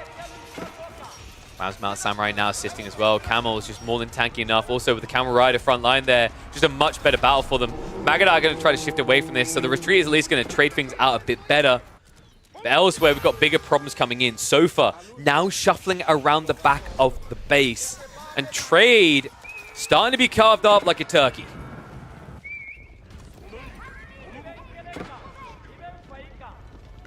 Around 2 months ago, you posted about Camel Archers being OP in Reddit, and people didn't believe. Okay, someone needs to up him. Someone be like, 3 years ago, I posted about Camel Archers being... You guys know my meta logic, right? The meta. I make my own, baby. Yeah, so I always do this in games. If I start to play a game, like a proper sweaty game, I know what the meta is meant to be, but I refuse to play it. I truly am a hipster. My logic is always, I will find what's broken next 3 years in advance. We can argue whether it was broken at the time, but eventually I was right. Man, this is rough though. I can't believe that. So we should really break down where this all went wrong, right? That push in was really great. Teal got eradicated, but the problem is Abbasids. We saw this the other day. We actually have a video up on our YouTube. You should definitely check out. It had 2 wonders in it. 64,000 resources spent by one team. But the crazier part, the storyline we were originally going with before that happened, was that one player got reduced down to 1 villager. And his team still didn't die. Why? Because they had Abbasids. Abbasids are insane. Look at everyone else's economy, and then look at Morgan's. Look at what Morgan is pushing out right now. Look at the fact he's now popped, and he's going to end up in Imperial soon. This is ridiculous what this Civ can do. Camel's carry, man. I mean, camel handling, the stats on the units, like, it's all just so good. Remember also, the camel handling, he can gap close Magadai, so this idea that Orange is going to be able to win with Elite Magadai isn't exactly true. He'll never be able to true the kite. Like, Camel Riders could run him down, and so could Camel Archers.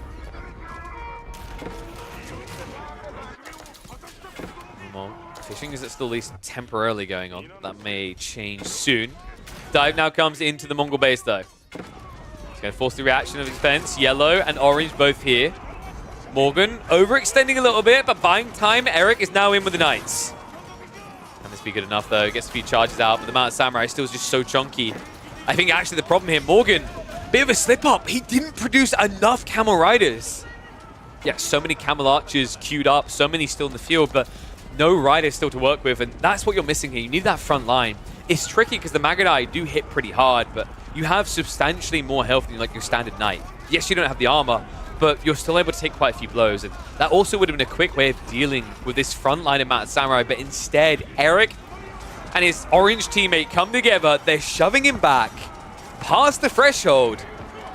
Morgan is going to have to slow things down here. He's going to have to reset because Camel Archer spam is powerful, but takes a long time to produce. In the meantime, Puppypaw continues to raid that economy, though.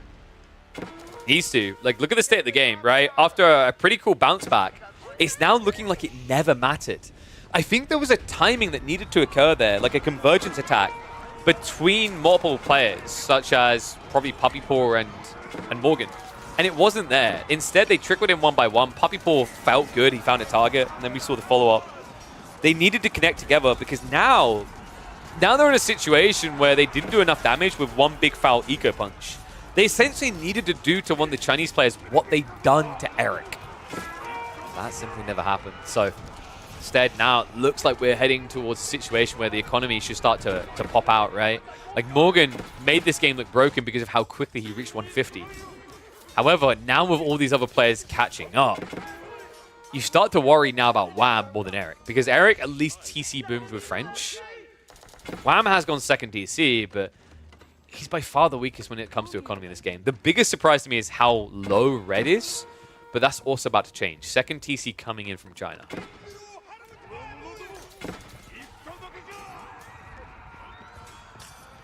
Oh my god, I found more protein works on my chair. I was like, why is this wet? Alright, we got it all now. I think the only protein works that remains is in my belly, because I pretty much chugged the rest of it.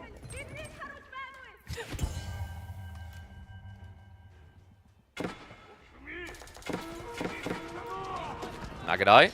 Hold up. In on the farms. Orange does some decent damage here, but it's against green, right? This is the player you can't target. It sounds weird, like, he has so much economy. You have to kill him, right? He replaces it way too quickly. He has 4 TC. If you could do this to, say, Puppypaw or Wham, that's a situation where the damage almost becomes irreparable. Janissaries are good in late game against Abbasids. The problem is, like, I find Abba has a much clearer peak timing. Like, I've seen Abbasid players just play Feudal Age to address that. And you'd be like, oh, well, you have Sapai, great.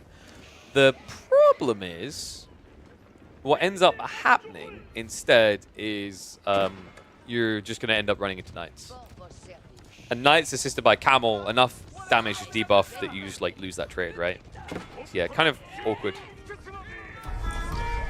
I know, man. I think Eco Wing I don't know if this is a hot take. I would rather Fertile Crescent just got reworked. Come up with something different. Kind of tricky, right? Like, we had Military Wing being dominant for so long. The meta changed and Eco Wing just became good because, like, every other Civ struggles with the idea of multi-TC. Even in team games, right? The idea of going more than 2 TC can be dangerous. For Bastards, every single time we see them, they go 4 TC. If not more. Right? We had one game where they went 3 TC and they actually lost. Then we had the next game, they went 6 TC and won. Nani? Make it make sense. Tech Up's coming out. Oh my god. Triple Imp on the way. This could break them. Puppy Paw is down to 78 eco. Wham is taking additional hits on the east side. He's been reduced down to a pitiful 66 in this game. And with a triple Imp up, this is the wall up they need. Remember, unit techs are really where this breaks the game. If you beat your opponents to the age up, you beat them to those techs. The fights become impossible.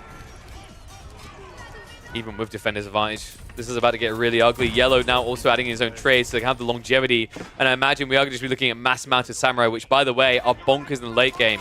We don't see many players do it long in the Imperial Age, but we've seen Louis, even in 1v1s, only build mounted samurai and find wins.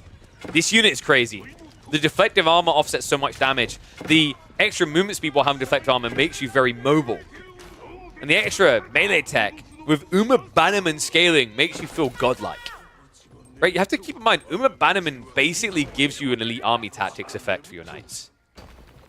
That's what's so ludicrous about it.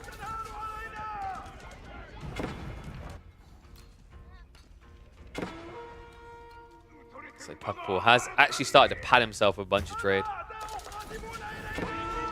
However, they're struggling more and more to defend. Magadai slipping around the back here. Meanwhile, front side of the base is starting to get sieged, so a lot of infrastructure for Morgan is going to start falling here. We do at least have walls coming up, so it looks like Wham should have some layer of protection on the way. The problem is getting those walls up might prove a bit too difficult. Pink, just so many knights still roaming around the Japanese economy, circling like a shark, waiting for its opportunity.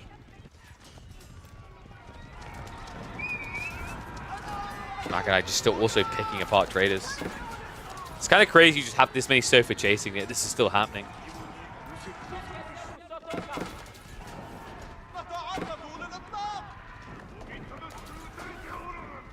But where did the villagers go? I think they were getting killed at the front line. Right, like he has farms and then anything else he wants is out in the mid-maps. Not just that, a courtesy call from a few Magadai has been doing ample damage.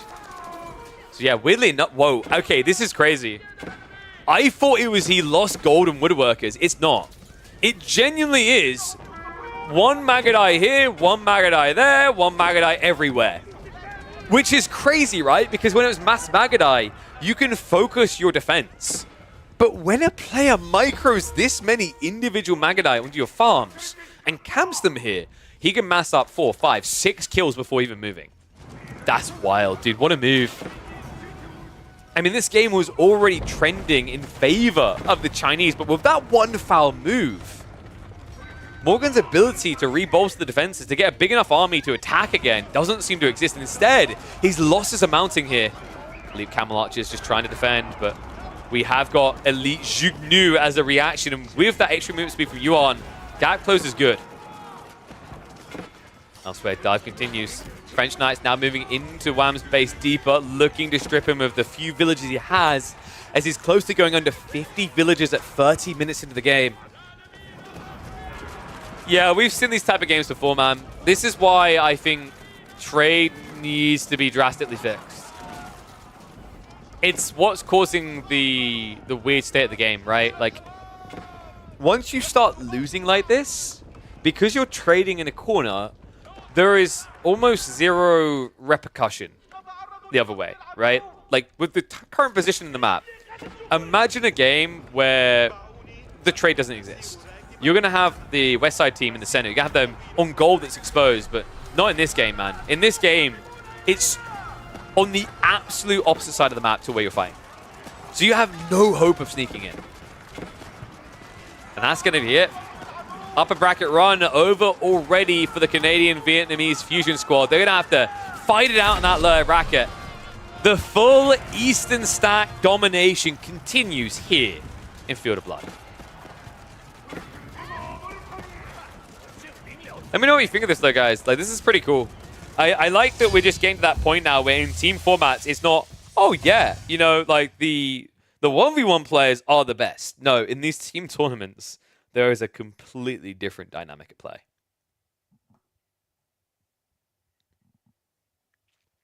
Whoo-wee. So that ends up being a 2-1 in the end. Let me update that. And then I'll find us the next series, because up next we're going to have the 3D Clan versus the Turkish boys. So I just need to quickly respond to a message as well, so bear with me a sec, guys.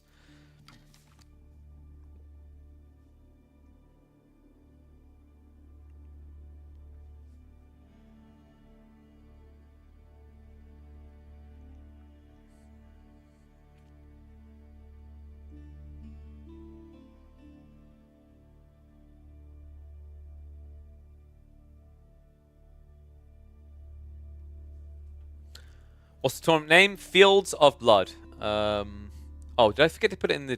Let me fix that. I didn't put it in the Twitch tile. There we go. I've updated it.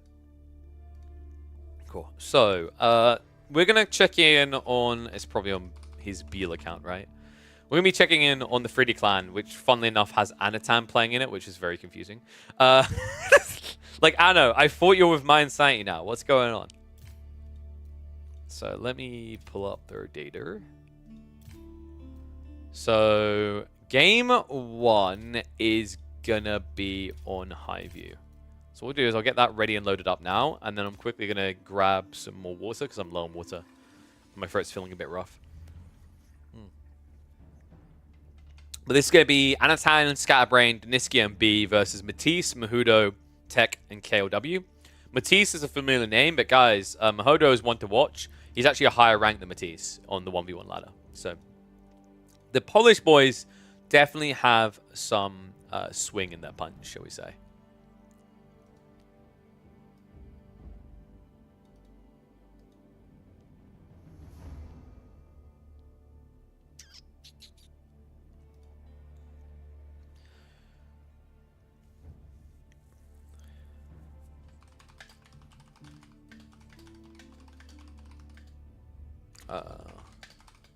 Sorry, just send a message quick.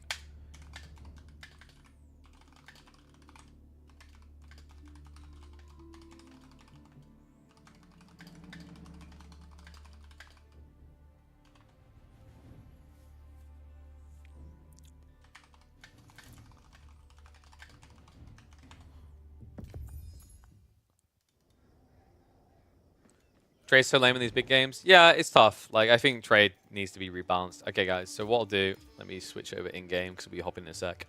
As I said, I'm going to quickly go get some water. But let me go ahead and reset everything. And I'll turn that off. All right, I'll put music on for a sec so you guys will know definitely when I'm done. Are you only playing Rampart on home free? I mean, I haven't played... Actually, I need to get back to home. I haven't played in a while. I play a lot of Castle as well.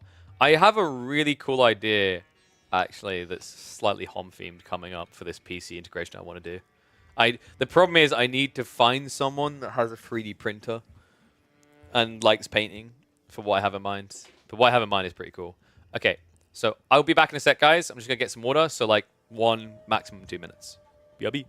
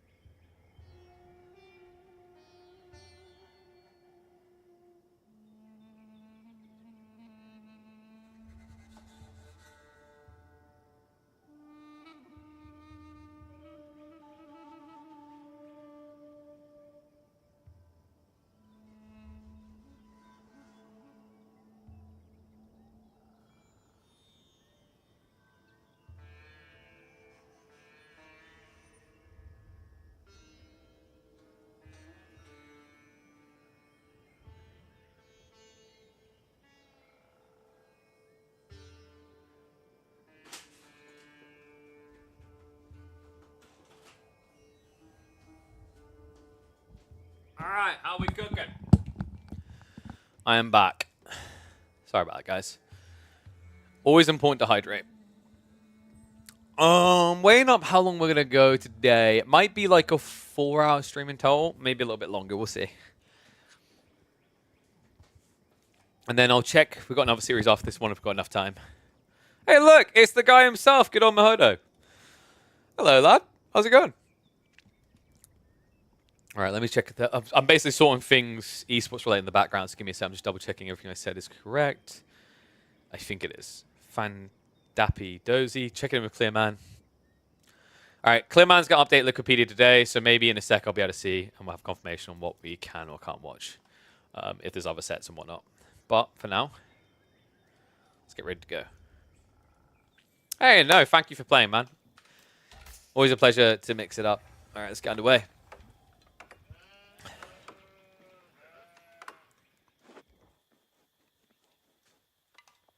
This man is OP. He's both in my chat and in the game. One and all, welcome back to the Age of Empires for Action, the $1,000 Fields of Blood tournament.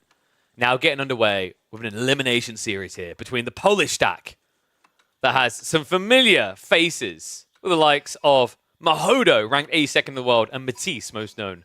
And then Tech and KLW rounding them out. On the east side, we have the Giga stack. 3D Clan, the ones that people have the most highest of hopes for. You've got Anatan of My Insanity with them. I know it's confusing. You've got Scatterbrained. You've got Deniskia. And then finally, he's back again. He simply can't get rid of this. Age of Empires 4 for him is like crabs. It just keeps on coming back. It's B. Okay, this is cool, man. Like, it's kind of crazy as well. 3D Clan is already in the lower bracket, folks, which means this could be their final game. They could not even make top 4 the way things are played out here. And Matisse and Mahodo, Tech, KLW, the Polish boys are not a pushover. We've seen they have some cool strategies behind them, some competency. They had a really sick game against one of the Asian stacks, and as we know, the Asians are the gods of team games right now. So curious to see what they can do in this one. This is already a funny opening, though, and this is cool to see from B. I'm a big believer that in team games, it's not a castle civ. HR is a feudal civ, which is funny because in 1v1s, they're a feudal civ as well. But Western teams have on average been playing fast castle HRE as the meta. However, this is so much cooler. We're used to seeing feudal. Instead, he goes for a dark age focused HRE opening. Is he going to outpost rush? No, this should just be pressure right into the golds. I'd be surprised if he pulls a villager as well. It's kind of like playing pseudo-Mongols because you're just better. You have better movement speed, you have better production pace because you just have better economy. And it's going to be a blocker to Matisse, who... What happened with this TC, actually? I mean, this might be the most depressing Mongol TC I've seen in a long time. It's not next to the tree lines. It's not next to the gold. It's not next to the Uvu, the berry. It's just there. God, doesn't even protect your gold either, man. It's just so far away from everything in this game. I think Matisse maybe on spawn didn't see the tree lines properly or something because this just seems weird. So Spearman able to block him here. And I mean, you could afterwards potentially shift into the Ibid player who's probably going to be going Desert Raiders. So I imagine B kind of wants to avoid that threat. But he can also counter the Ibid player in H2 by going into Archer Mass, right? Just play Archers and you're good to go. Archer Spears counters both of these players, right? Like, Mongols don't like going up against that due to the economy. And we've seen in the Ibid H3 matchup, H3 has a really solid chance if they play full feudal Spear Archers. You don't want to build men-at-arms in H2 because the Desert Raiders are so tanky. Elsewhere, things are more vibe, though. I understand. I mean, we haven't even mentioned that he's on what feels like it's becoming his signature deli. This guy is just so insanely good on this civ. I'd say, like, I don't think it's an exaggeration to say he's, like, top 3 deli right now. Right? I think Anatan is that good in the civ. It's almost just like, if you had to choose comfort to ban from someone, when it's Anatan, I think you ban deli now. So we're going to speed up into 2 times speed just to get into H2 here, as they are on the way. Abbey of Kings is going to kind of be sick. Wait. Dude. The king with a full feudal HRE army is kind of nuts to think about here. Mongols are probably going to be going for trade, right? If we check green space.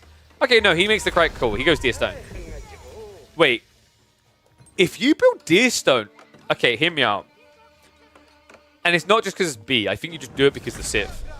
HRE plays Mass Spear Archers, and you just enable him with the Khan Hunter and the heal from the King. This is a wild strategy. English Mongols is a double support unit.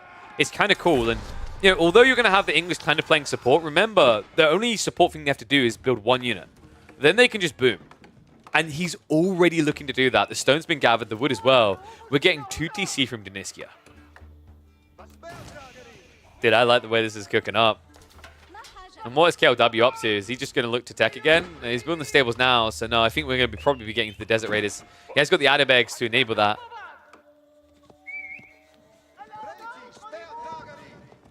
I think Matisse is doing what I theory crafted. If you aren't scared of the opponent, just plop your TC down immediately wherever it is. Getting that extra village accounts. Yeah, I can see what you mean, right? Because like usually the TC is meant to provide value by protecting. The other reason you build a TC near the tree line, for example, is because you're going to build Raxes and build Spearmen.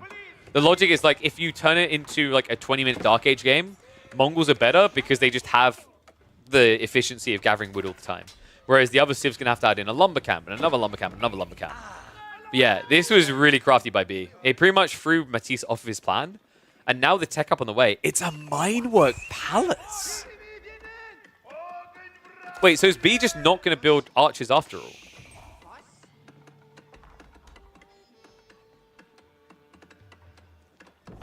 Is he just going to build spears? This has to be fast castle, right? I don't think you play pronged feudal age just spears, right? I mean, Matisse has built archers, but he got slowed down. You're up against double Knight Civ, right? Mahodo playing as the Roosters decided to go into Knights, which is pretty atypical for them. Especially considering that Mongols are meant to play the archer role. Yeah, actually legit, he kind of just counters everything with just spears. Because Matisse doesn't have an army. Desert Raiders can kite you out, but they don't quickly kill you, right? So in theory, B just playing all-in spears with Minework is pretty effective here. And I assume that's going to leave Deniskia as the primary booming player. With Anatan as well, because he went Dome of Faith. Different kind of boom though, right?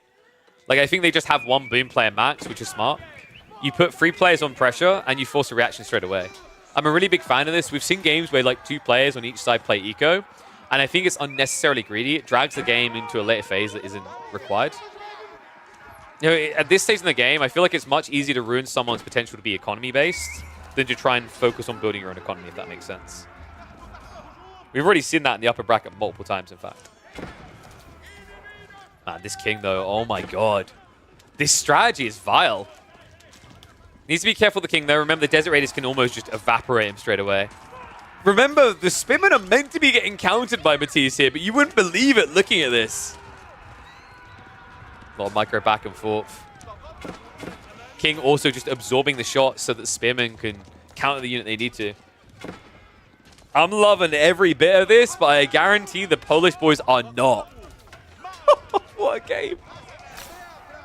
King goes down, though. That's big. The king being removed means they can chase this away now. The Desert Raiders able to shove him back, and B now doesn't have the assistance he desired. Deniskia has queued up the king, but remember, that takes 50 seconds to replace. Going to be waiting a long time, and you're going to be losing a lot of spearmen in the process. Marching drills will at least mitigate some of the losses, right? It keeps them away from the archer counter. Means just Desert Raiders are running down, but that's still damage that's going to add up here. And I'm wondering when he's going to arrive, because he has been queuing up Ghazi, right? Weirdly enough, we've actually got Anatan pivoting into spears. That's got to be a reaction to the Knight threat, right? Like, he's seen Mahodo is playing 1 TC, so he now knows that he needs to balance his military force. He can't just build one unit type. Whoa, whoa, whoa, whoa, whoa. Are we flaming Deniska? He had more than one job, guys. He had to click on these TCs and mash the Q key. It's a lot of work. Okay, that wasn't shade at him. That was shade at England right now.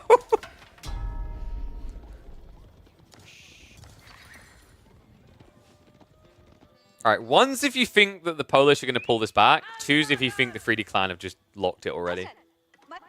I mean, the game isn't really decided, right? Economy is kind of neck and neck. There is a military lead for the East side team, but it's not the GG type of lead. Still feels tough, right? We've got these potential tech choices coming in. This is bugged. KLW is not teching. Matisse, however... Wait, is this bugged as well? He's not going age free. What the f...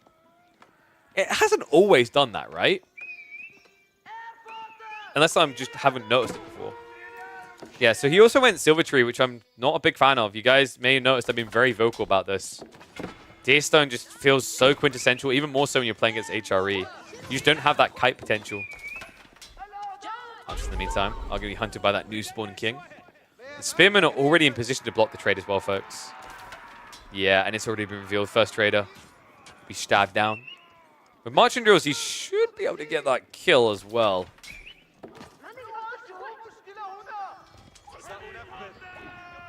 Desert Raiders there to answer the Mongol horde of Mangadai, but the problem I'm seeing right now is I think that opening play by B threw the Polish boys off. They aren't actually playing any sort of aggressive strategy now. They're just kind of patrolling the mid-map trying to counterattack. But you can't counterattack. You need to actively attack here. So I'm glad KLW is finally marching towards that base, but it might be the worst base. Remember, Mongols, if they're worried about being attacked, if they do it this way instead of what Matisse done, their eco shouldn't be very diveable. He's got the gold, the tree line, probably some pastures upcoming, all protected by the town center. Desert Raiders do not dive that well at this stage. Need more of them. Spearman counting the archers in the meantime. Dude, Matisse's entire game plan has been ruined. He's spamming Keshiks now. Like, this is a nightmare. No one is addressing B in this game. Oh my god. This is some brain dead, like, Fitzy here stuff. He used to love this type of build. Someone clip it and ship it to him. We'll get him back onto AoE 4 in no time if he realizes this is still good.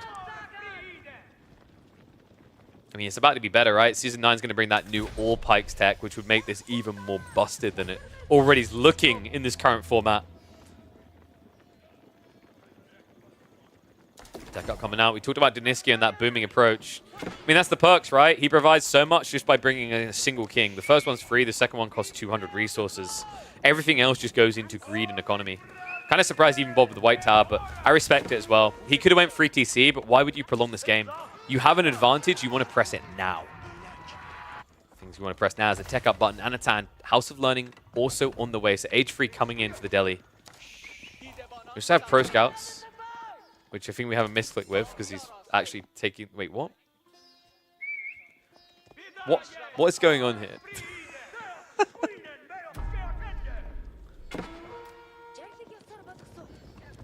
Scatterbrains Magadai destroyed the whole idea. Yeah, they tend to do that. It's like, if you had Camel Archers, it might be able to contest, but Desert Raiders are kind of people want to stick against Magadai, right? This is why, by the way, Abbasid gets banned and Ibids do not. Ibids are like a good backup option in the right circumstance, but Abbasids tend to block a lot more civs, and also they benefit a lot more from eco-booming, right? Than whatever Ibids offer, which is really not much. In fact, they're doing a good job of just avoiding him. Spin Manga, shuffle, wait. If they get the timing right on this, they could wipe out like half of the camels. Let's see if they do get it right. Starts hitting the Desert Raider. Attack speed hour gets activated. Nice bait there. Gets that utility tool out of their arsenal. In the meantime, a dive does come on the other side of the map though. As yellow and orange head into Deniskia's base. But remember, Deniskia, he does have the white tower, the strong point defense to shove them away. Meantime, Matisse. This game might end as it started with his suffering. Spearman moving in on the Ubu location. Desert Raiders just need to desperately snipe them out, but it's this lingering issue of Magadai. They're struggling with it, especially with the Khan Hunter being there. If they could just snipe him out, it'd be a completely different situation. Attack speed arrow gets activated. Unfortunately, it looks like he was out of position there, so it didn't actually get the effect on them. But even without it, look at how he's dispatching this. Desert Raider count not looking too healthy. Only 9 to defend with 16 Magadai in the meantime. Ghazi Raiders have also hit into Yellow's base. And remember, this is the easy wave, folks. The hard wave is now coming. Anatan is building war elephants. Who builds war elephants on a map this big? Like, come on.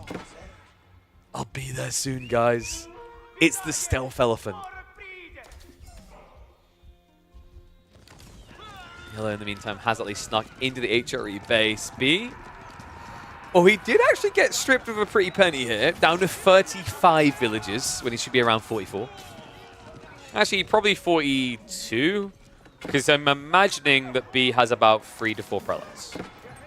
Yeah, 4 prelates.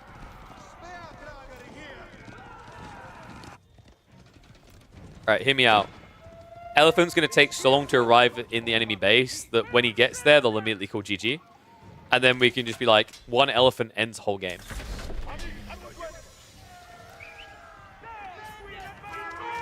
It's coming through.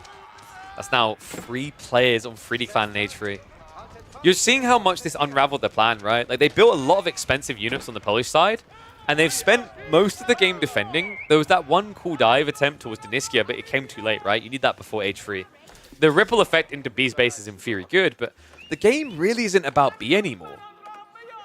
Weirdly enough, it is and it isn't, and that he still counters all of them. But the fact that they're reacting this heavy-handed to try and address him means that Anatan and Deniskia are the real winners. Like, this isn't a me get Castlades, me get or Relics type of game. It's going to happen now, but even if he didn't find that tech up, Anatan would have.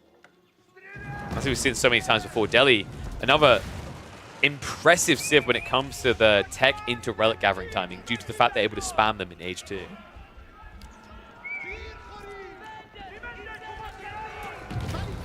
I think that's it. GG. Wow. Okay, they give up. The elephants did actually immediately break him. Oh, no. He's like, oh, well, I've got a phobia of elephants. I'm going to leave the room now. Oh, my God. I just realized I haven't been naming these games. Crap. Elephants made us do this.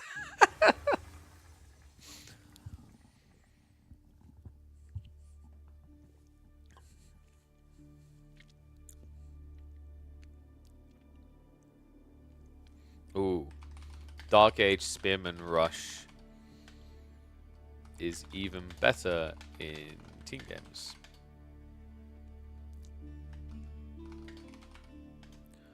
H3 spam plus heal, maybe?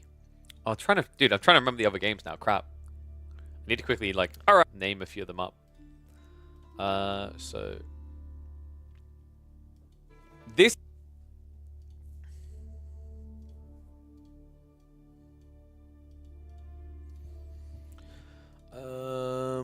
The perfect support for a mass cavalry strat. Mother Teresa is here. Wait, does Teresa get spelled with a H? It does, right?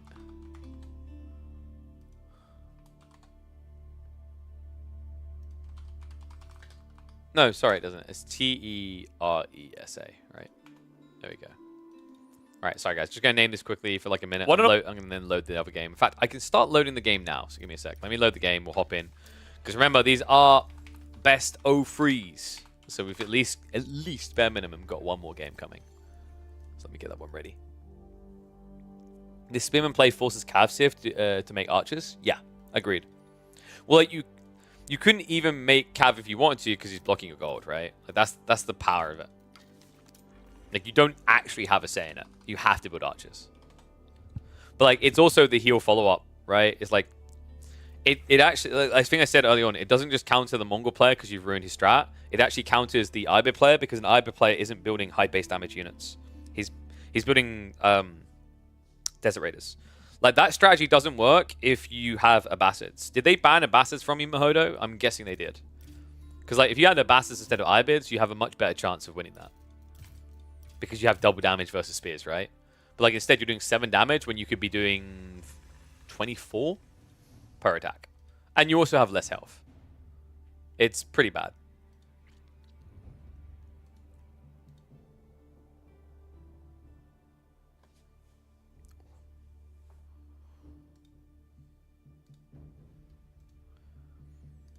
Dude, so you guys, I can't tell you guys yet, but I've got some things cooking in the background for what's coming up.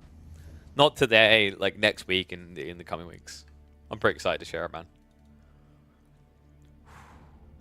Like I said, dude, like I'm excited. I'm also a little bit mixed feelings, like paranoid. Like it's either, you know, I'm like, dude, in my brain, I'm like, I think I'm right on what I'm calling here. I think I'm right at what we're doing here. I think this is going to be big and huge for the scene.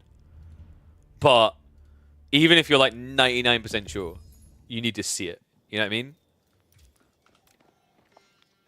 Okay, so what is it about? You're gonna have to tune in next week, my friend, when I'll tell all.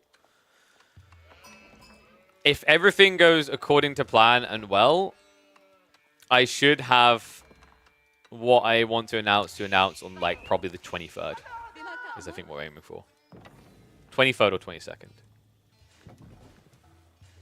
And I'm fairly confident it should be ready.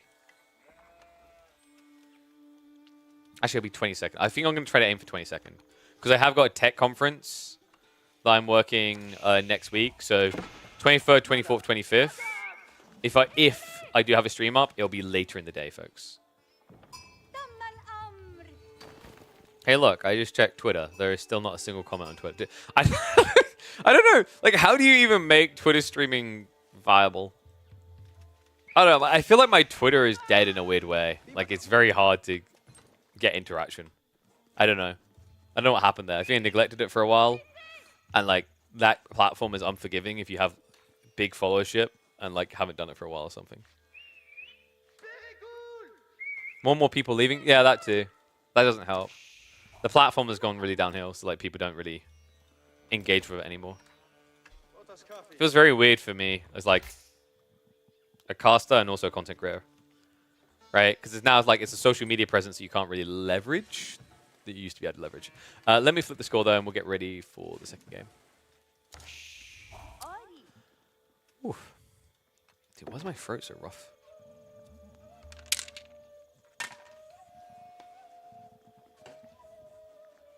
Thanks, Yukimo. Appreciate it.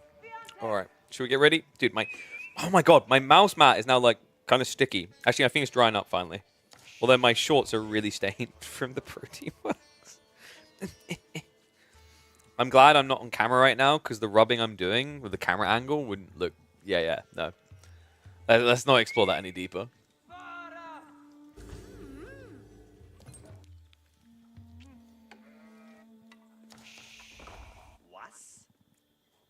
Oh my god, he's doing it again. We're back. Welcome back, one and all. The $1,000 4v4 tournament. Dude, like, get a new strategy. We just watched this Dark Age Spearman Rush and how oppressive it was in game number 1. It's time for it to become impressive. It's happening all over again. This time, different response opportunities. But Matisse, dude, he's always going for Matisse. They're both HRE, but they're both doing something very differently. Oh my god, no, Matisse, not 2TC, come on! Alright, this is so catastrophic right now. Matisse is just getting read like a 2-page book. Prelate's going to try to defend this, but the other time alone is going to be a stinger. Remember, more spearmen are on the way. With the early marching drills, they arrive so quick. Prelate is also out of position. This is the ugly part. You need to be careful. Remember, he can heal the villagers, but he can't heal himself. Oh my god, dude. He's not going to get what he needs for the second TC. Villagers with the shivs almost get a spearman kill, but they need that kill. If this snowballs up to 5, you're not gathering, and I think he knows that Matisse, he's going to have to bail on the stone. Find a lake and learn to skim, mate, because that's the only thing you're going to be able to do with all these rocks. 185 of these does nothing for you in this game. It's wasted, idle effort. So Matisse is about to need another 10 minutes again. His neighbor cannot help. Oh god, Mahodo, no. Mahodo is not going to be named Mahelpo this game. He's playing French and they're spin rushing. Like, you can't do anything. You can't help him. If you have to build an archery range now as red, this game is already over. Jaune might be able to assist. It's the one hope, right? But the annoying part about playing Jaune here is the spearman can just run away from you. In fact, wait, is he building an outpost on the gold? Oh, God. I mean, it makes sense, right? If he gets blocked on the gold, he can't build knights in the first place. Looks like he's going to give up now. Sees that they are actually starting to back off. Actually, whoa, what? No. No, no, no, no, no, no, no, no. All right, that is 2 players ruined now by B. Matisse has gone back onto the stone, but this has heavily delayed his timing, remember. And actually, this is kind of even better, right? Because now, like, you don't have tempo. Your greedy player is delayed on his greedy timing, and your tempo player can't tempo. He can just get a tempo tantrum. That's about as good as it gets. Tech is nowhere nearby to assist. He wouldn't want to against this anyway. In fact, Tech, he was so paranoid about the Spearman rush. He ran his villagers down to his allies' base. Oh my god, what is happening?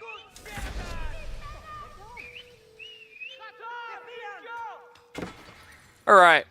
Well, we're watching the slow demise of the Polish here, so while we're doing that, we might as well enjoy something delicious. Why don't you guys go ahead and sink your teeth into the big savings across from Protein Works right now. My code will give you 10% off with Killer Pigeon, and it already has huge discounts, so definitely worth the price. And at least that way, you can feel like a winner, which is something the Polish aren't going to do in this one. I'm so sorry, boys. This is catastrophic. This has been 1 player so far. The others haven't even participated yet. Anatan is going to start pumping the Ghazi. We've got Minework coming in from B. He's already up to 13 Spearmen.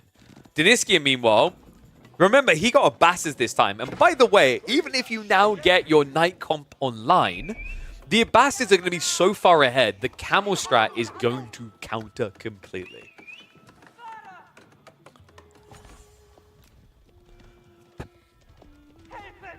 I can't believe this. I mean, it's crazy as well, because like last game, in theory, it wasn't like, you know, it wasn't just about B, it was about the healing aura from the English Knight, right? And how that was going to help, and how that was going to enable.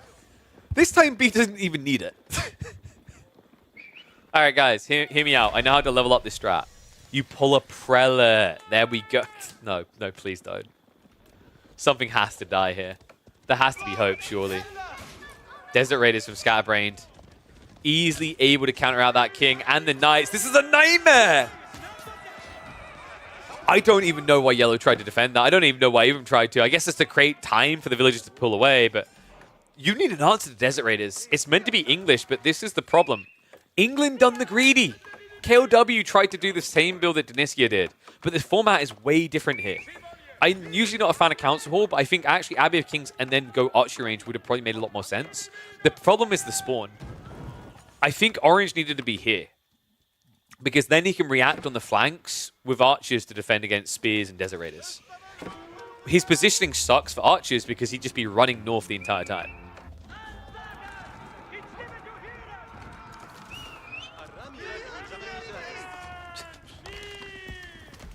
Unbelievable game.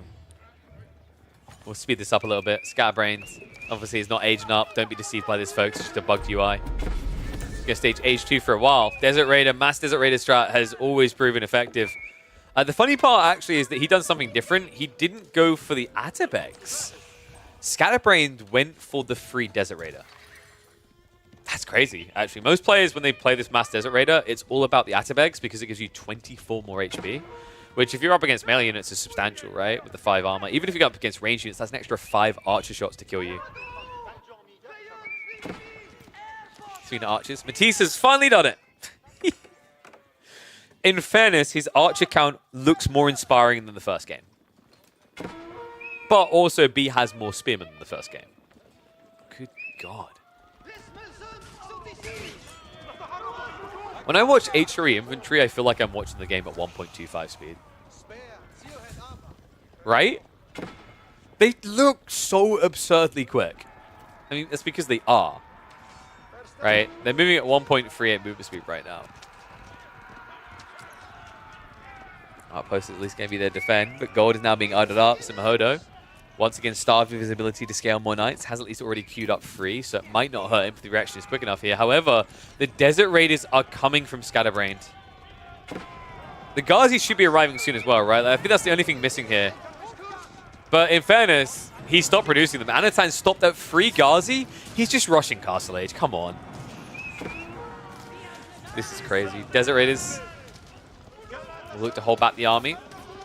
Joan slightly out of position here. If they get the gap closed to the marching drills. Nice use of the attack. The gap closed in. Desert Raiders get the snipe, and Joan is dead. B is doing this. Him and Scatbrain look uncounterable right now. Yeah, and like, who's going to counter them? It has to be KLW. But once again, those archery ranges are nowhere near this. They would take so long to arrive. King's at least going to go for a counter raid here. Into the base of Anatan. Nice bait. That was sick. Okay, that was actually sick. Anatan, he done the maths. He understood he could take one more strike. He ran back in to keep the king in range while the TC was garrisoned to get the king kill. Dude, small details like that make the difference here. That's now 200 resources you'd have to burn on a reboom of a king. If you don't, your teammates get no heal whatsoever. I'm starting to think there's no way of bringing this beast to heal. B up at 31 spearmen now. Deniskia already taking up the military wing, so we will have the camel riders and likely a mass camel rider strat coming as Deniskia has yet to build a single camel archer. There's your confirmation. Quadruple stables now coming in. You'd think like at some point this is bad, right? Because they're countering with archers. So like, why would you want camels? But it's gone to a point where it's just kind of a shrug. The archer count is underwhelming. They're not going to kill Castle's camel riders with 270 HP.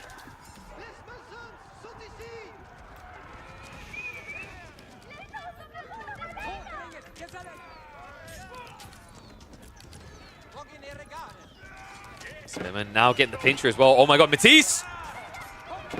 He gets snatched and grabbed. He was trying to go for the tech up. He's so close! Surely you have to commit, but you can't. Not against this many Desert Raiders and Spearmen. The dive in, doing the real damage here. B at the end of this, on one TC is going to have more than what HRE on 2 do.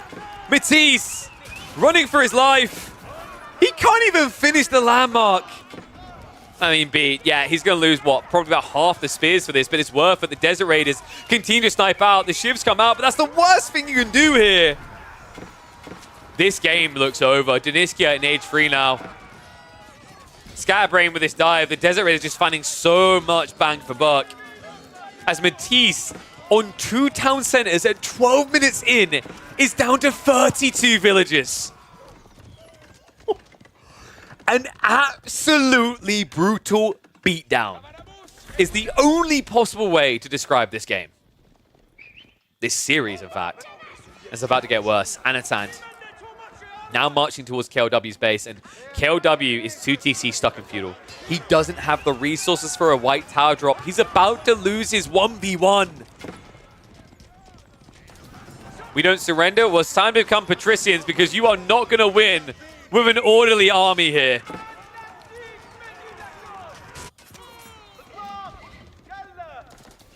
He's still getting good trades, and the revelation comes in. The camel riders starting to trickle out from Deniskia's base. Actually, these are a bait. He's going mass lancers because what is there you need camels for anymore, right? Like, this is such an underwhelming knight strategy because of what happened in the early game. You might as well go for lancers as they kill enemy villages much quicker. Desert Raiders, they're going to get shown again, aren't they? Oh, she's so close. 9 HP left. So it doesn't die there, but kind of an irrelevant factor in these games. Man, what could you have done different here? I think, yeah, Poland did get somewhat screwed by the spawn, right? Like, having the English player so far away made this so good for B. And that was a little bit RNG. He couldn't guarantee that the English player wasn't going to be anywhere nearby. But I think Matisse's gluttony to just go 2TC was a problem. I don't know. I'm not a fan of 2TC HRE. I prefer even the fast castle build, but I actually, more than that, prefer the long feudal, where you just spam archers and go for rams, right?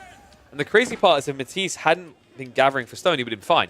The crazier part still is the fact that if Matisse had gone stone first and then wood secondary, he probably could have got away with this. But HRE plays different, right? Because of the Archon buff, and you want to use the Prelate. Whereas most civs, when they're in the situation and they're running a risk, they'll gather stone first if they think they can't get it later. I think this is the double greed standard of the HRE killing Matisse.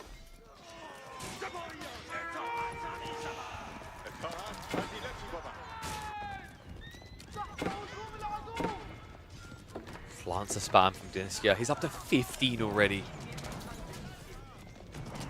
Oh, man. Let me know what you guys think about the strategy. Has anyone tried this in their pub games? Is anyone about to try this? Because it's situational. There are going to be civs which you probably don't want to do this against.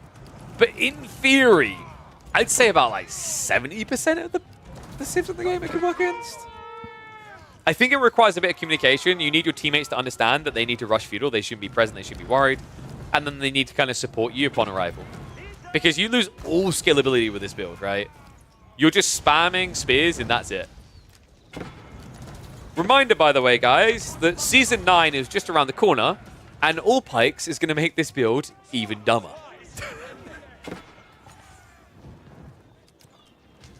The thing is, Matisse has the same civ. Sure, but he's already started to gather stone or wood, right? Like, so he's not building the racks. He hasn't started building spears. By the time he knows this is happening, there's already 3 spears in his base. Like, you actually can't overcome that the way you think you can. You potentially can if you pull your product to heal, but then you aren't buffing economy. Because the problem is, if your opponent has 3 spearmen here when you see it, he has another 8 coming behind, right? So by the time you see this spearman play, you're already bare minimum 6 spearmen behind. By the time you build a racks, you're 7, if not 8. Do you see the problem now? Like, you actually have to just get age 2 in a rush and have archers producing. You can't mirror spearmen.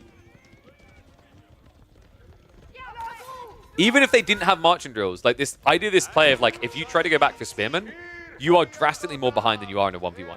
In a 1v1, it's like, what, 4 spearmen potentially? On average. But in a 4v4, it can be upwards of 8. I mean, just look at this right now, guys. Do you see the problem? There are so many spears! Oh my god. I think Matisse must come from a long line of cooked meats because right now he's looking like a shish kebab. Just getting ran through constantly here. Spearman pressuring again. The Desert Raiders have been upgraded to veterancy. White Tower is on the way, at least for the English, so maybe they'll survive the coming winter, but everyone else has been starved. And did I mention that Anatan has gone to age 4?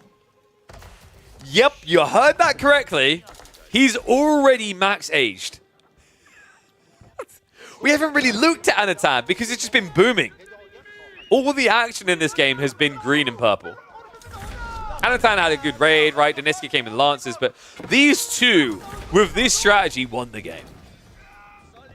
They paved the way for Tech to win from Blue and Teal. And that, folks, is going to be a sweet farewell. Matisse Mahodo, Tech, KLW, an admirable effort here, but a GG call, and the last one they're going to have in the $1,000 Fields of Blood tournament. Crazy game. Really cool one. Appreciate the games being played, lads. Hopefully we're going to see more of this. I mean, team tournaments, they are cool. There's definitely some refinement needed, but I'm glad we're still getting some like this. Let me know what you think of the tournament in the comments, though, guys. And big shout out to Clearman for getting that $1,000 together so we can have some of the top players playing here. Holy crap. Just make Archer and Men at Arms and not try to force second TC? Yeah, but Suck, here's the thing. He didn't know he was, like, aggroing. That's the problem. Sup, Grim Reaper. Thank you very much, my friend. Welcome to the Swarm. Appreciate the Prime Sub Gaming. Hopefully you enjoy your ad-free viewing experience. And also, don't forget, we have, like, is it 30 emotes now? I think 30 plus. Okay. That has to be the 3v1, right? That's our focus. I like that from Bahodo. He's basically 3v1ing us.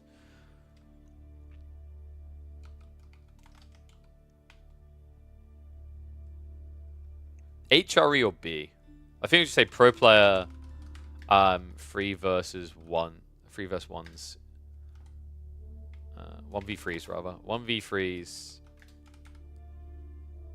in a professional tournament.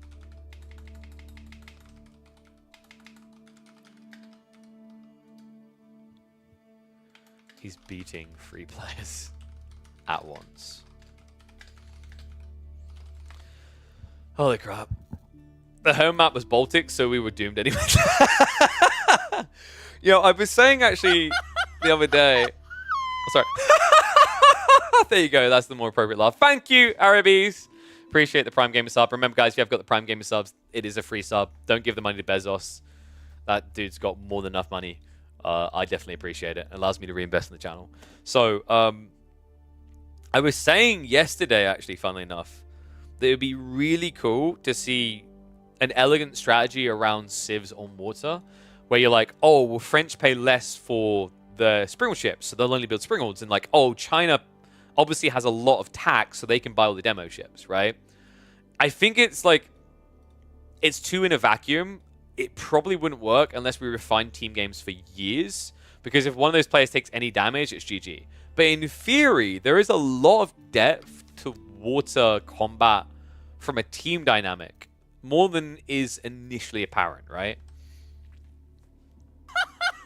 Hey, sup, Emperor Fearful. Thank you very much, man. Appreciate the Prime Gamer sub. Look at you guys go. Prime Gamer subs coming out. I think there's also still a 20% discount on Gifted if everyone was thinking about it. We're on our level 1 hype train. We're at 93%. So we are basically 1 sub from reaching a level 2 hype train. I can't remember what the hype trains do. Don't they give you emotes? They do. Are those temporary emotes or permanent emotes? I'm never sure. Oh, guys, we need to get towards the level 100 sub-train so we can get Kappa Infinite. No, dude, if someone dropped enough to get there, I'd be mind blown. That's never going to happen. Dude, I didn't even realize they went that high. Have you guys seen this? There is legit a level 100 unlockable emote. Who reaches that? Yeah, the maximum one is level 106. And it's the Did I Break It? So I think, so I think someone set a record for a sub-train at 106. Which, I don't know if anyone's done the maths on. I haven't done the maths. That's insane. I think, like, my flex was, like, last year on a Method broadcast, I got them with Sko on the couch as well. We got them to, like, level 13 sub-train. I think my record might be... Doesn't it say somewhere? My record might be, like, 4 or 5, if that. I don't know. Oh, Pirate Software broke it. They keep increasing the limit and it keeps hitting it. Dude, that's wild. Holy crap. Is the Age of Empires mobile out? I don't track that. Maybe? Probably? So, let's have a look and see if there might be other games that were played. So I'm checking the schedule now, because there might be another series we can catch. Otherwise, we can watch some 1v1s on the ladder. So either way, we'll have something to do. Where is it? I want to check Clearman's message to me, because that'll have. Because he did mention other games. There should be... Yeah, there should be another series tomorrow we can cast, which is Japan versus Taiwan at 13 GMT. That's happening tomorrow at 13 GMT. So, better catch that. I think for now, what we can do is we can probably catch some live from the ladder games as players are queuing. Who's Wololo? Anyone know who this is? I want to check that it's not just going to be a stomp. Wham is only rank 130? What happened? Isn't the sub amount for each level of the train dependent on the average sub account of the channel? Like, bigger channels need more subs to unlock? I'm not sure, Chair. I've never looked into it that much. I don't know. It's kind of weird, because, like, I'm not at a point where I make... Like, I'm anywhere near making, like livable revenue off of the subs alone. It's also, like, made tougher by the fact that Twitch sets really silly, trivial targets. So I don't know if you guys are aware of this, but for example, Twitch has... So like, if you actually look down on my... Here, I could probably show up my channel. Twitch has this really ridiculous revenue share model that just... it makes no sense. So, if we go in here, and we go... Boink. Like, you go down here. Boink. Oh my god. Don't need to echo. Go down. But I think I have it set on. There. So this thing here, the plus goal thing, what that means is if you reach the level, you get a bigger rev share. So if you reach 100, you get a 60-40 split. If you reach 300, you get 70-30. But here's the dumb thing, and the thing that kind of infuriates me a little bit, because it's so unnecessary, and it truly does punish like small and medium-sized streamers. Because smaller and medium-sized streamers might easily break over 300 subs, but it might come from 10 people. Gifted does not count towards this. So, for example, what this is saying here is this month so far, I've had 20 unique people subscribe. It might be a few more now. But, like, I think I have 100 subs or something. It's so... I'm so disappointed in Twitch doing this. It's just a scummy way of peeling more revenue. Right? Like, it's the same with the... Like, affiliate schemes kind of... I like this as well. I've said this before. Like, so... I mean, it's public knowledge. People talked about it, so I'm not breaking anything. Affiliate... So, the way affiliate works is you need to have earned a certain amount of money to withdraw. I think it's $100. Do you know how many people get affiliate, earn like $50, and then quit streaming? You would be surprised. It's silly. Like, these things are so trivial. There you go. Yeah, we're 140 for the month. We're 140. And, like, I won't get the revenue share, rev share split unless it goes like dude, it's so dumb. It's so dumb. All right, rant over. This isn't me begging for subs, but I mean, man, if people want to support, please do. Makes it more feasible to get towards like making a living off this. But if not, like I said before, tuning in is more than enough. If you guys want to do more than that, but you ain't got the money, Reddit, tell people about the stream, tell your friends, whatever it is, all that stuff always helps. But yeah. It's just like, it's sad that Twitch is making the ecosystem so much harder to exist in because there's already huge issues based on, yeah, I think Crackley's talking about now. It's like, yeah, Prime subs don't count, which is dumb, by the way. And also, keep in mind, they keep updating the value of subs depending on where you live. It's like, imagine you're a streamer where someone's like 500 subs gifting you, like, oh my god, you're incredible. And then you check like your after report and like your income for the month is like $200. Because there are countries where like the subs are worth, I think, like 10 cents on the dollar or something. It's crazy. So like, considering they already done, so to bring back the original, considering they already done that crap, the fact that they're still making these weird, trivial, archaic requirements to get a bigger rev share is illogical. I thought KB would have like 500 subs. No, I've never even come close to that. If I had to, I might be able to tell you guys, because like we're going to start casting this in a sec at 5 minutes. I think there is a way where you can see your peak subs, right? I just can't remember where. So...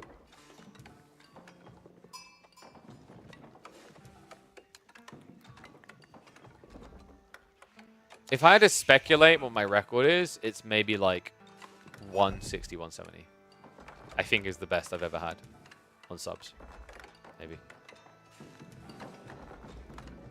I don't know, I'm trying to remember now.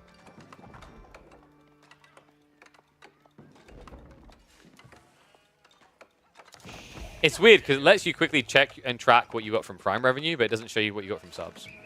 That's weird. I don't know. I'm kind of curious now, but I'm pretty sure it's something like... I don't think I've been over 200 before. If I have, I've barely been over 200. My overlay screwed? Ah, you're right. It's because we're on the team one. Let me fix that now. It would be turn that on. Turn that off. There we go. Bob's your uncle. How to become a VIP here? Give me $1 million. I don't know. I don't know, actually. Like, I think VIP usually... I don't know if I've got anyone who's VIP.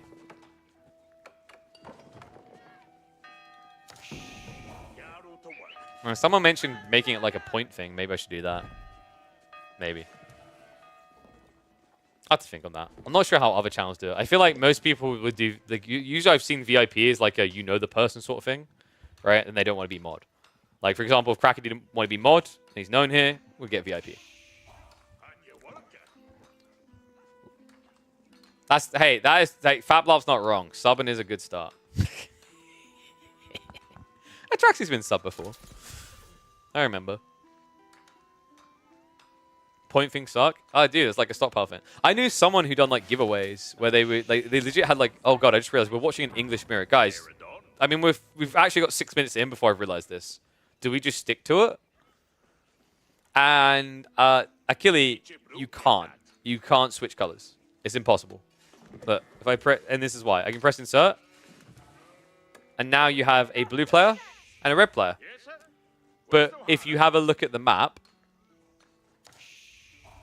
are you noticing something? Welcome to Capture Age.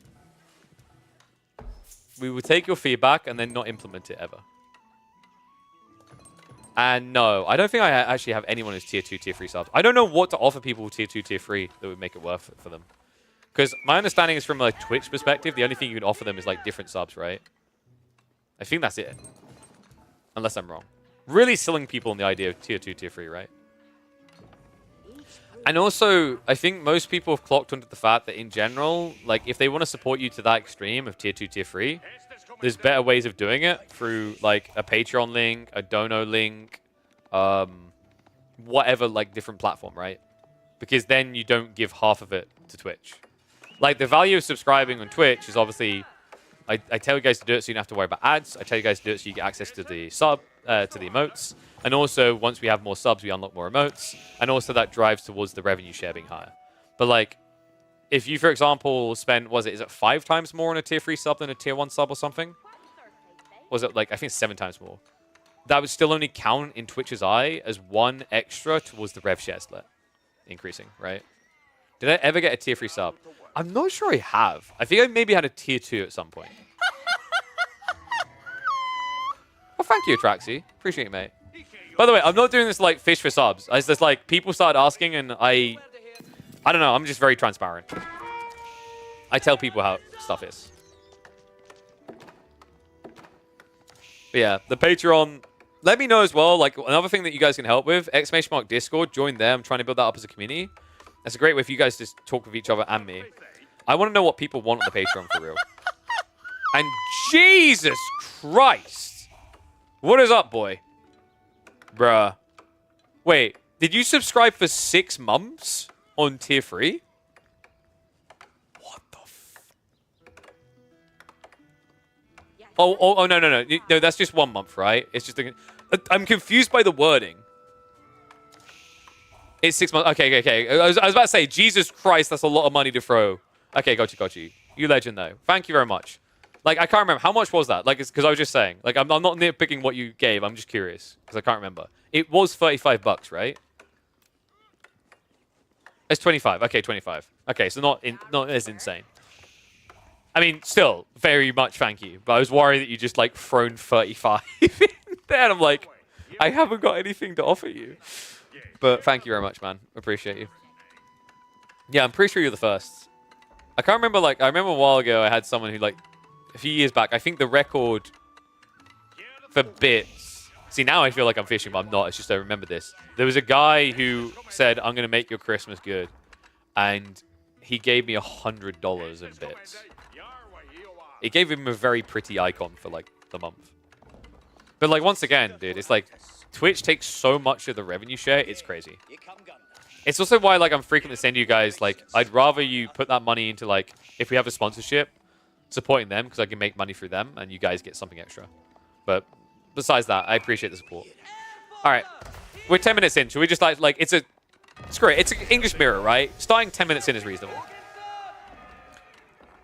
We're 10 minutes in. It's an English mirror. What do you want from me? I'm saving you the pain of nothing happening. We've got a white tower in the center of the map, and Wololo going up against Wham. Wololo, I believe, was a Norwegian player, ranked like about 130, 140 in the world. May have sunk a bit. Wham actually is ranked 130 in the world right now. He's been slipping. Unfortunately for Whamsicle, he chose to queue at a point in the day where he was going into good old Dimmu. And Dimmu seemed to be warmed up and ready and rearing for him. So, we are somehow on 2 times speed. I don't know how that happened. We are on Golden Pit. Or as I like to call it, the Golden Toilet Seat. Do you guys see the toilet seat? Can you see it? You can't unsee it now, can you? That nice little ring right there. It actually kind of looks like a golden potty, right? Because then you've got like the front, like the P blocker. You guys know about the P blocker? I found out, by the way. You guys know with the potties for babies, you know the ones that have like an upward back. I don't know, like, does every country call it potties or something else? I can't remember. We call it potties, you know, the things that you train your kids on. So, you know how the back of it is higher? You think that's for... Yo, what's up, Atraxi? Thank you very much for the 10 buckaroos. Appreciate you, buddy. You think, though, that what they've done with the seat there is so that the baby can, like, support themselves. It's not. It's a splash blocker. We've been seeing our babies on the potties the wrong way. Some parents right now are like, whoa.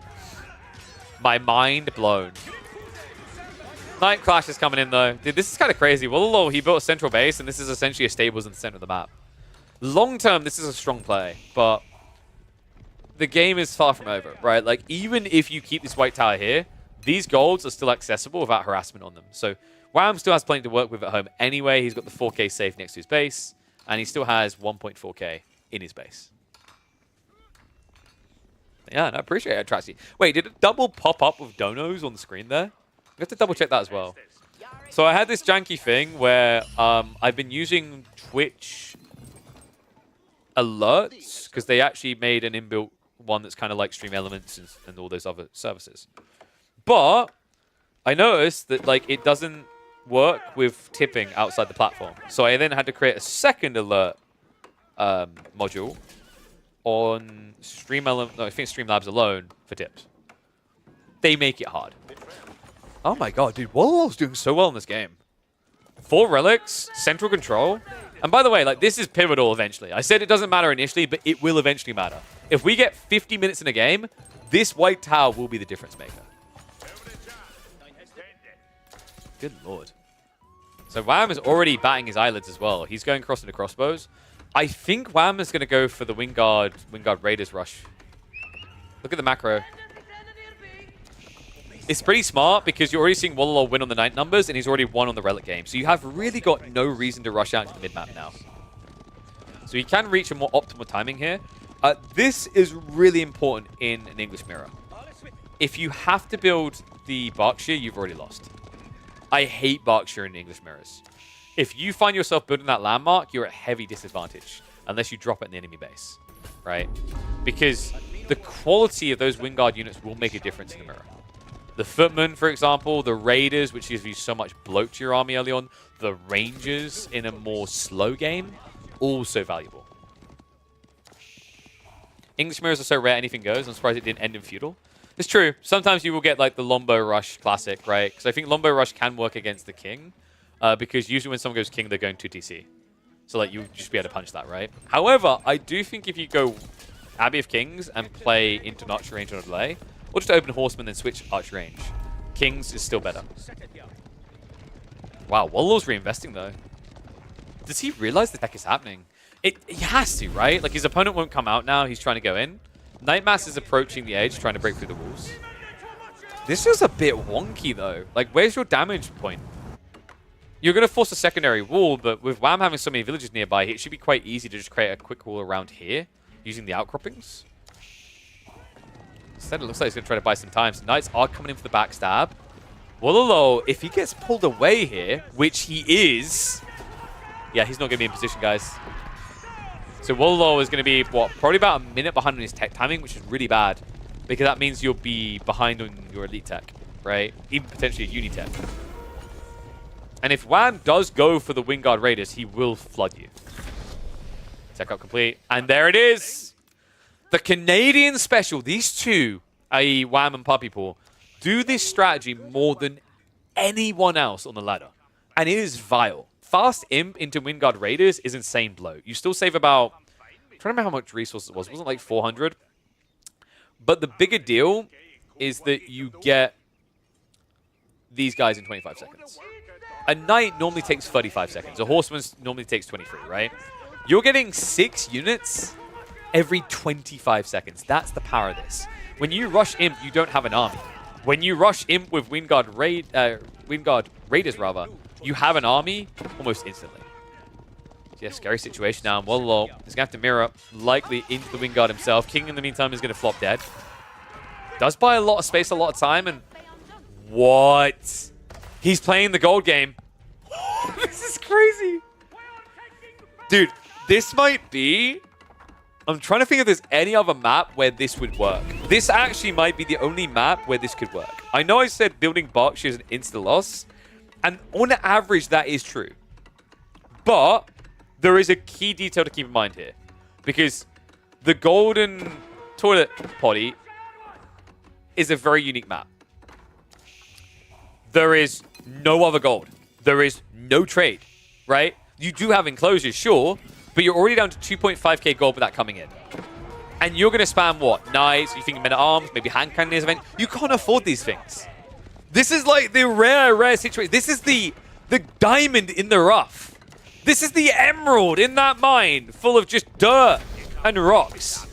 The one shining jewel. The one hope on Golden Pit. Berkshire can win. What a read. What an insane read. I mean, he set it up the White Tower, right? You could see the intent. And I like the conviction to follow up, because the problem is when you looked at the White Tower, you're kind of like, well, this looks good, but hear me out.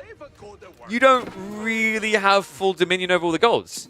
The Berkshire fixes that. Between the White Tower and the Berkshire, he covers everything.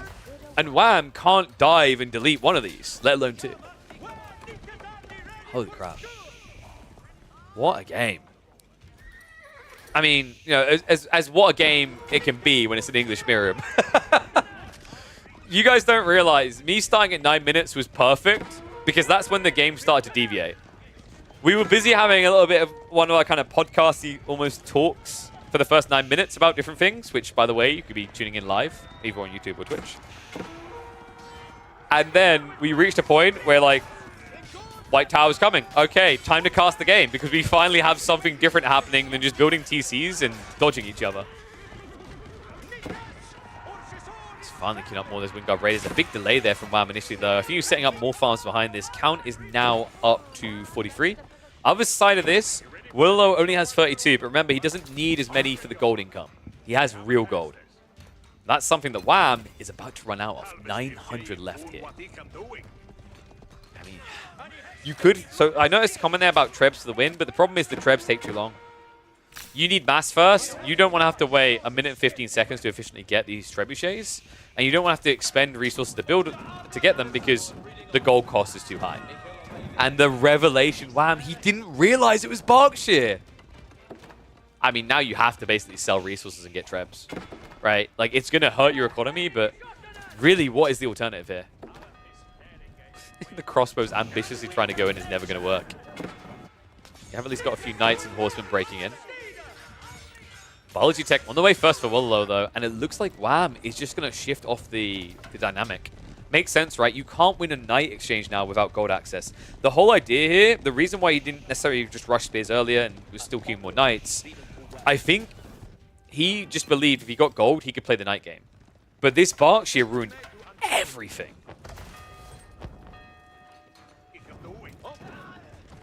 Now, the good news is, with the remaining knights, he can at least flank raid. Because the funny thing about placing both your defensive landmarks in the center of the map is, can you guess what it is, guys? It means you don't actually have them in defensive locations. These farms are completely unguarded. We're low in a panic now, trying to build more walls. We'll be able to get it up in time to slow things down. But this is going to draw attention. Knights are now responding, but Willow needs more. He's even prepping his own spears. I'm going to try to loop around to the north side. The wolves should go up just in time. No! He gets around the back. Wall does complete. But that's 3 knights now into your back economy. So Spear's going to be dancing around here. And the wall incomplete means that he can quickly torch it down. Farms are about to go idle. Oh my god. What a game. And he is going for it now. He says, fine, it has to happen. I'm buying time, enough time. Wingard army queued up by Wham. So remember, 1 minute and 15 seconds per. I'm hoping that he went for Military Academy. Military Academy is very important here to ramp up that production speed, right? Like, when 1 minute 15, think about the mitigation. 33% reduction is huge. But it looks like he doesn't have it. Yeah, he might come to regret that. Elite Army Tactics being prepped on the other side for Willow. I think Wham can afford to go into Elite Army Tactics and probably should here, right? Because he's mass spearing. I can't believe Wham has no blacksmiths. Then again, like, Wham was the guy, I'm pretty sure I'm remembering this correctly. He was the guy who spent 30 minutes in a Delhi game 2 years ago and didn't build blacksmiths. It was either him or Poppy Paw. Actually, I think they were versus each other. And he still won. So this is just par for the course. However, he's got something better than a crappy old blacksmith deck. Network of castles into network of citadels. Really important here as well with the Trebuchet. Unfortunately, Berkshire is one of the best ways of dealing with that weird little interaction. Usually you drop an outpost close enough to a keep that it enables the aura.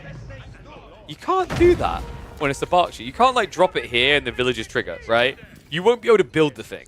So it has to be the slow siege. Alright, one's if you think Willow's winning this game, two's if you think Wham's going to take the dub. You're deep enough that you should have made a judgment by now.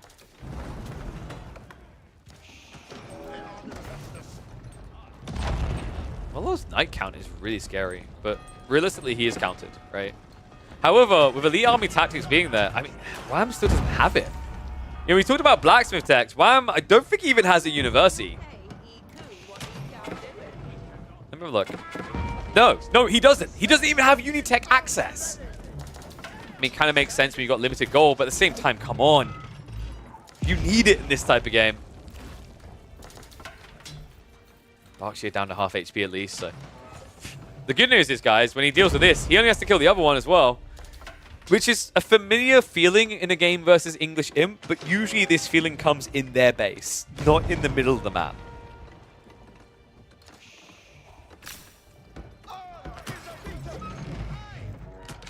Two of these trebuchets now, and it looks like he made a mistake. Yeah, Wololo. He walked in range of the outpost, so he triggered the aura. That was a bit of a blunder.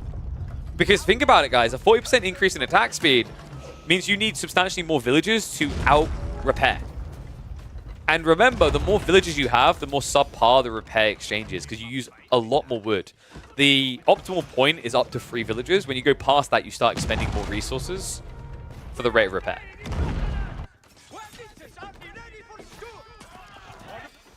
He's at least keeping the Berkshire alive, but the Treb count soon up to 4 here. This is kind of the oppressive thing here. Like, your argument can be, oh, wow, look at this, guys. What a noob. He has to use all of his population in this many trebuchets. Yeah, but guys, he's using 9 population. Wololo is using 17 to repair. And then he's using God knows how much more to get the wood to be able to repair. So you're essentially locking in over double, close to triple the economy, triple the population to counter this play.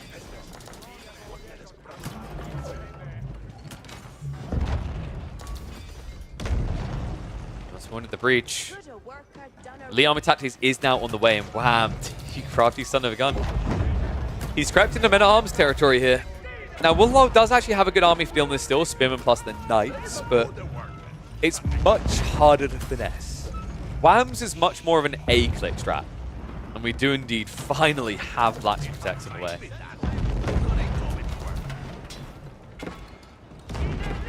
Oh shit, dude, it's dying so quick with a network of citadels effect. I think he pulled away for too long there. Things on fire now. Clash comes in, he needs to address this threat. However, the lines spreading out should be good enough. In fact, correct me if I'm wrong, no way! Wololo forgot about network of citadels! Oh my god.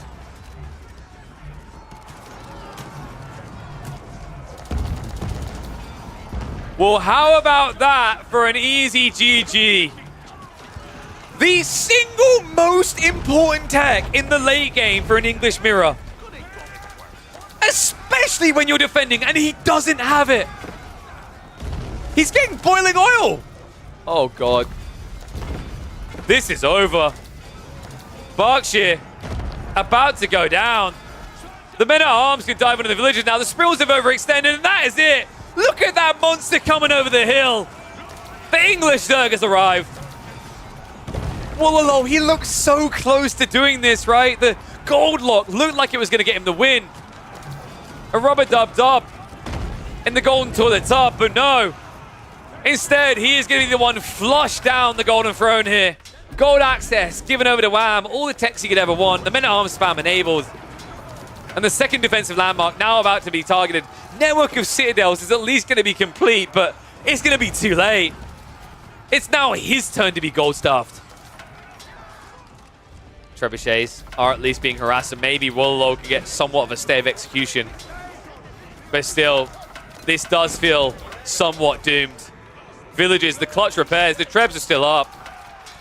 The White Tower is at least dealing with the first wave, but look at the military numbers. They tell no lie in this game. And no, the White Tower is not bugged now. Like, the Network of Citadels bug got fixed in the last patch. So he has the aura. Congrats. Firm handshakes all around. But we're only giving handshakes to say, sorry for your loss. We're at your funeral, lol. 26 military to 67. And now I'm starting to think he doesn't actually have military academy himself. No, he doesn't. And guys, I'm pretty sure that Wham fixed that. If I can find it. No, he doesn't have it either. Okay, so they're neck and neck on that, but Wham already has a substantial military lead. So if they're regaining at the same rate, this gap never shrinks. The only hope was the White Tower, but with that about to crumble, all hopes are going to be destroyed alongside it. Oh, God. That was meant to be the 2% game, but okay, we can confirm it. Even in the 2% game, Berkshire just ain't it.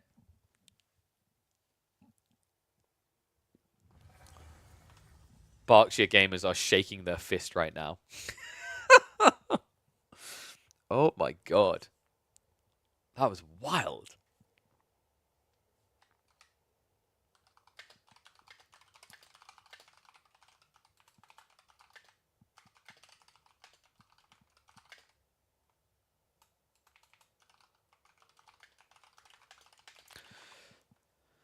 Oh my God, dude. Oh, there was one more game I needed to name, wasn't there?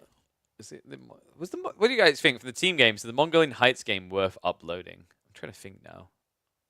I'm not sure, actually. One and all, whoa. I think game 2 of that was probably better. Just can't remember what the point was. Liked all the team games. Yeah, I'm trying to think what the uploadable point is for them, though. What's the catch? What's the hook? You know?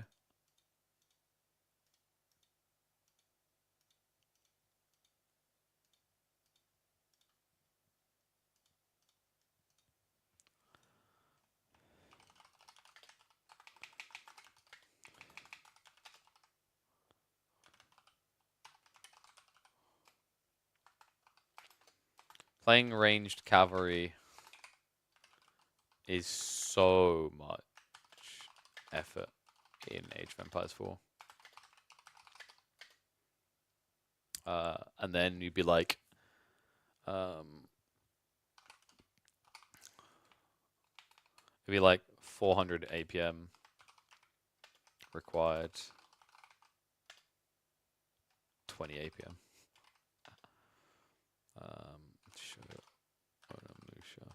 Knights. There we go. Sorry, just typing that. Let's start sub-shaming. That's true. The new strike. Dude, like, FOMO, you're missing out on gaining my gratitude, bro. Oh, dear. All right. So, actually, it's funny that MSN is here because he did mention that he tried something quite intriguing. I have been talking about a certain Iobid strat, and he told me he tried it out against Myriad. So, we might check that out. Yo, what's up, Fablop? Thank you very much, mate. 75 gifted subs. What a legend. Appreciate the support, bud. Have I made... I don't know if I made those too big. I should probably make the text bigger and maybe the image slightly smaller. I don't know. I could have sworn I fixed the text size, but it's still, like... Did it revert for some reason? Like, size shaming my own channel here, but that is really small text. And it shouldn't be. Because I'm certain, adamant, that I increased text size.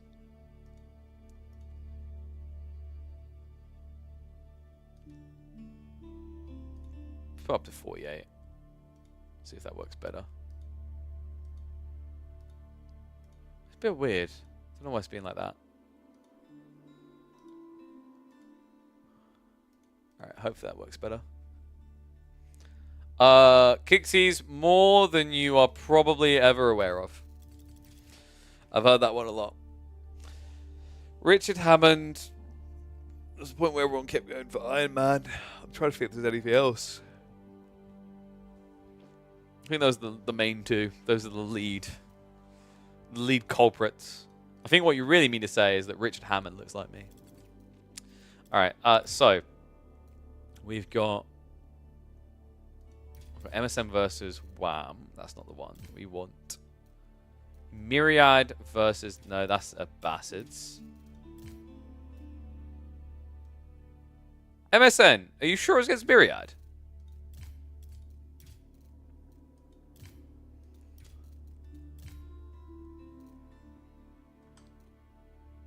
Yeah, I've played a lot. Okay, let me check his profile then. Because the only game I can see that you've got against him is Order of the Dragon versus Abbasids.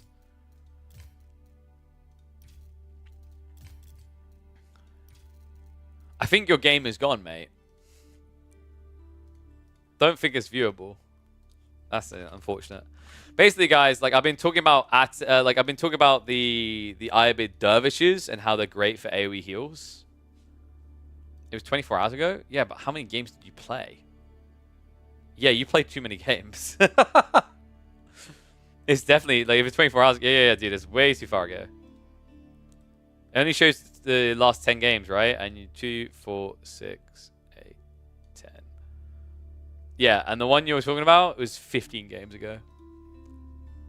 Rip. All good. All right, let's see what we've got live on the ladder then.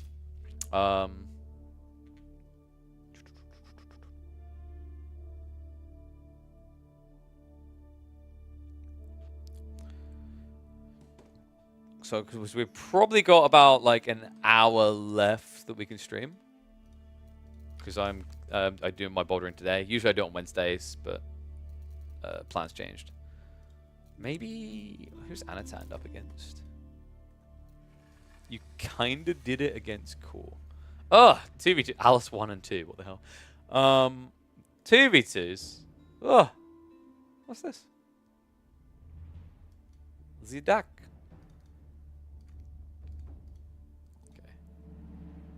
And hello, Libycast. Good morning from Brazil. Damn. Sometimes I forget. Some people are only just waking up right now. Oof.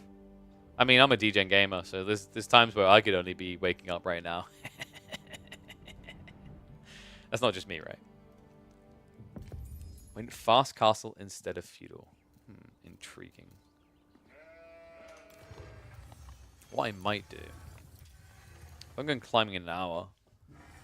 That means I'm going to delay my food consumption by probably 2 more hours. I think now's a perfect time for a ridiculous triple chocolate brownie from Protein Works. So we'll find a game on the ladder, and while we do, I'm going to munch on this quickly. Normally I wouldn't need the snacks thanks to the replacement meals that we get from Protein Works, like the salted caramel bandit one we had today. But considering like instead of then going and eating, I'm going to go and exert my whole body through bouldering for about 2.5 to 3 hours. This is very smart. I also will take some of the whey protein with me. I've got the peach iced tea rather, which absolutely slaps. Like I wasn't sure if I was going to like it. I don't mind peach, but you know, I wasn't sure what I was going to feel whey protein. I was surprised, man. It was kind of like drinking a juice box. It was really nice. You can get them too, by the way. If you just put !Protein Works in the chat and use the link. And then use the code KillerPigeon at checkout. By the way, I was confirming this because there are some places where you can get a bigger discount. Like if you have, I think if you're a student or you have like NHS worker, those type of things, they get 20% off. As long as you click my link to go through and then make your purchase, you can use a different code to get more off and it will count towards me. Okay, so I think what we want to do, we'll start munching and I'll search here in the Observe tab.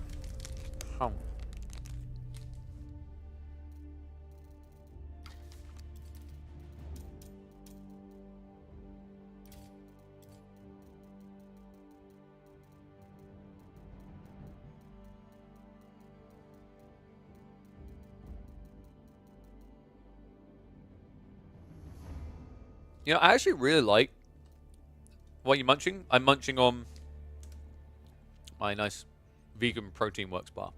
The cool thing about these as well, and I think this is underrated when you're making things like triple chocolate brownie, is a slight pinch of salt. Like I could taste it when I bit in there. It hits you like a slight kind of salty taste. Not long term, just initially. Anyone who's baked knows what I'm talking about. Like there's actually a lot of recipes where adding just a pinch of salt really does kick it up a notch.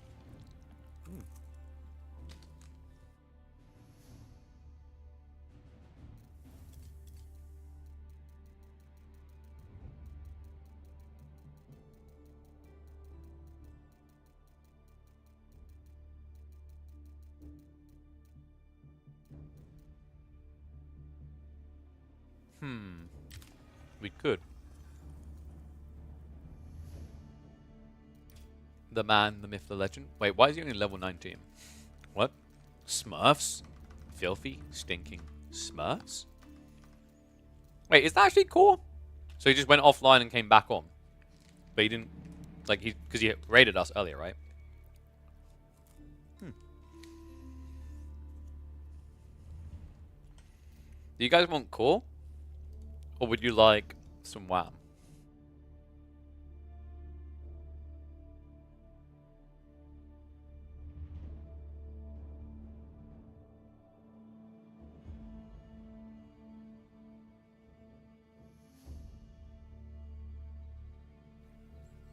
Should I put a poll up? Now let me finish my thingy. Who to watch? Core or wham? You guys have 1 minute. Go, go, go.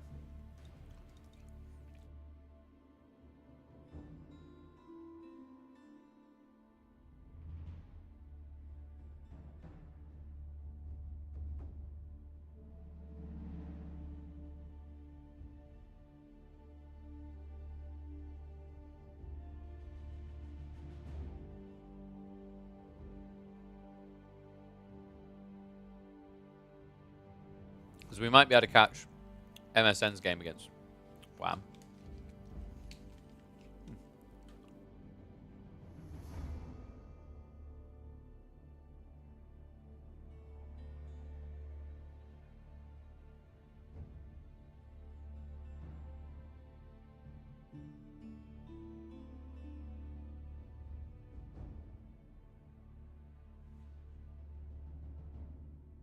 At least pick the one versus core.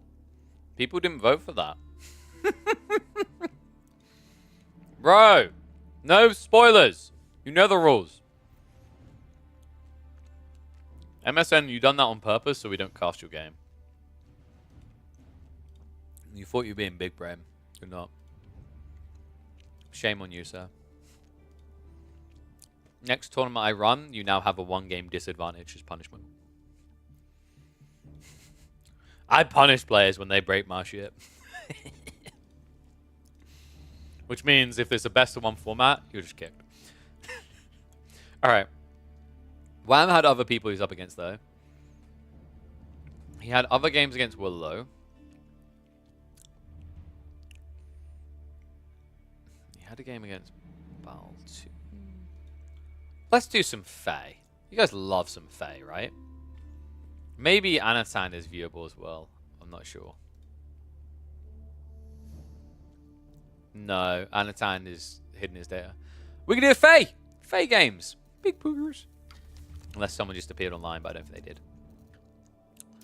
So, 1 sec. Switch to it so we don't ruin it for you. We actually haven't cast a Fae game in a long time. So, Hibby, are you hosting more FOB? Not today. There's going to be more FOB tomorrow. So, let me update the title. So there should be at least 1 extra series tomorrow.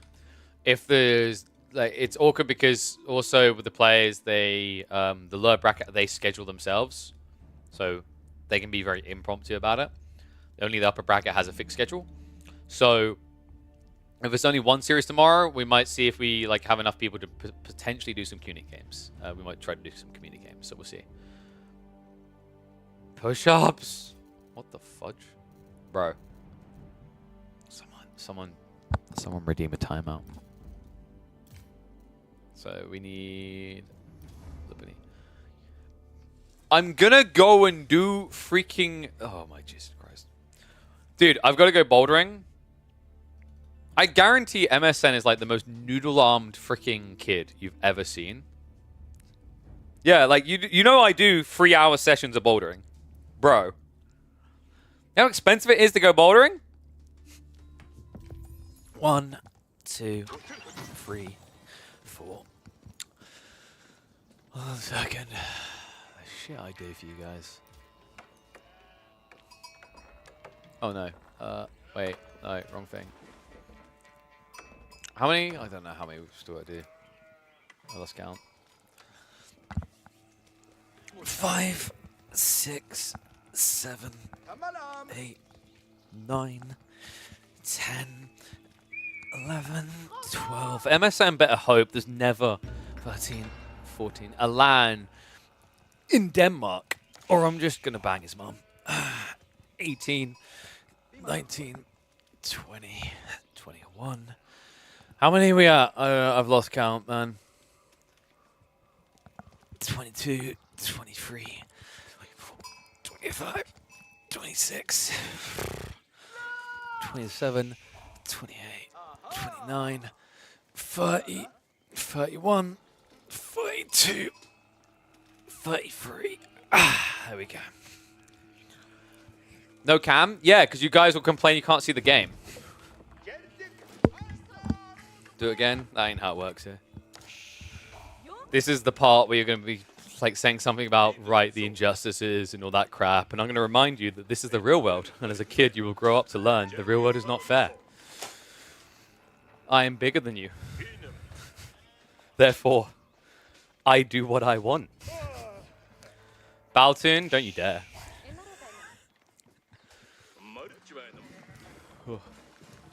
Baltoon told me all his deep, dark secrets in Norway, so he has to be nice to me these days. Actually bigger than me? Physically? How do you know?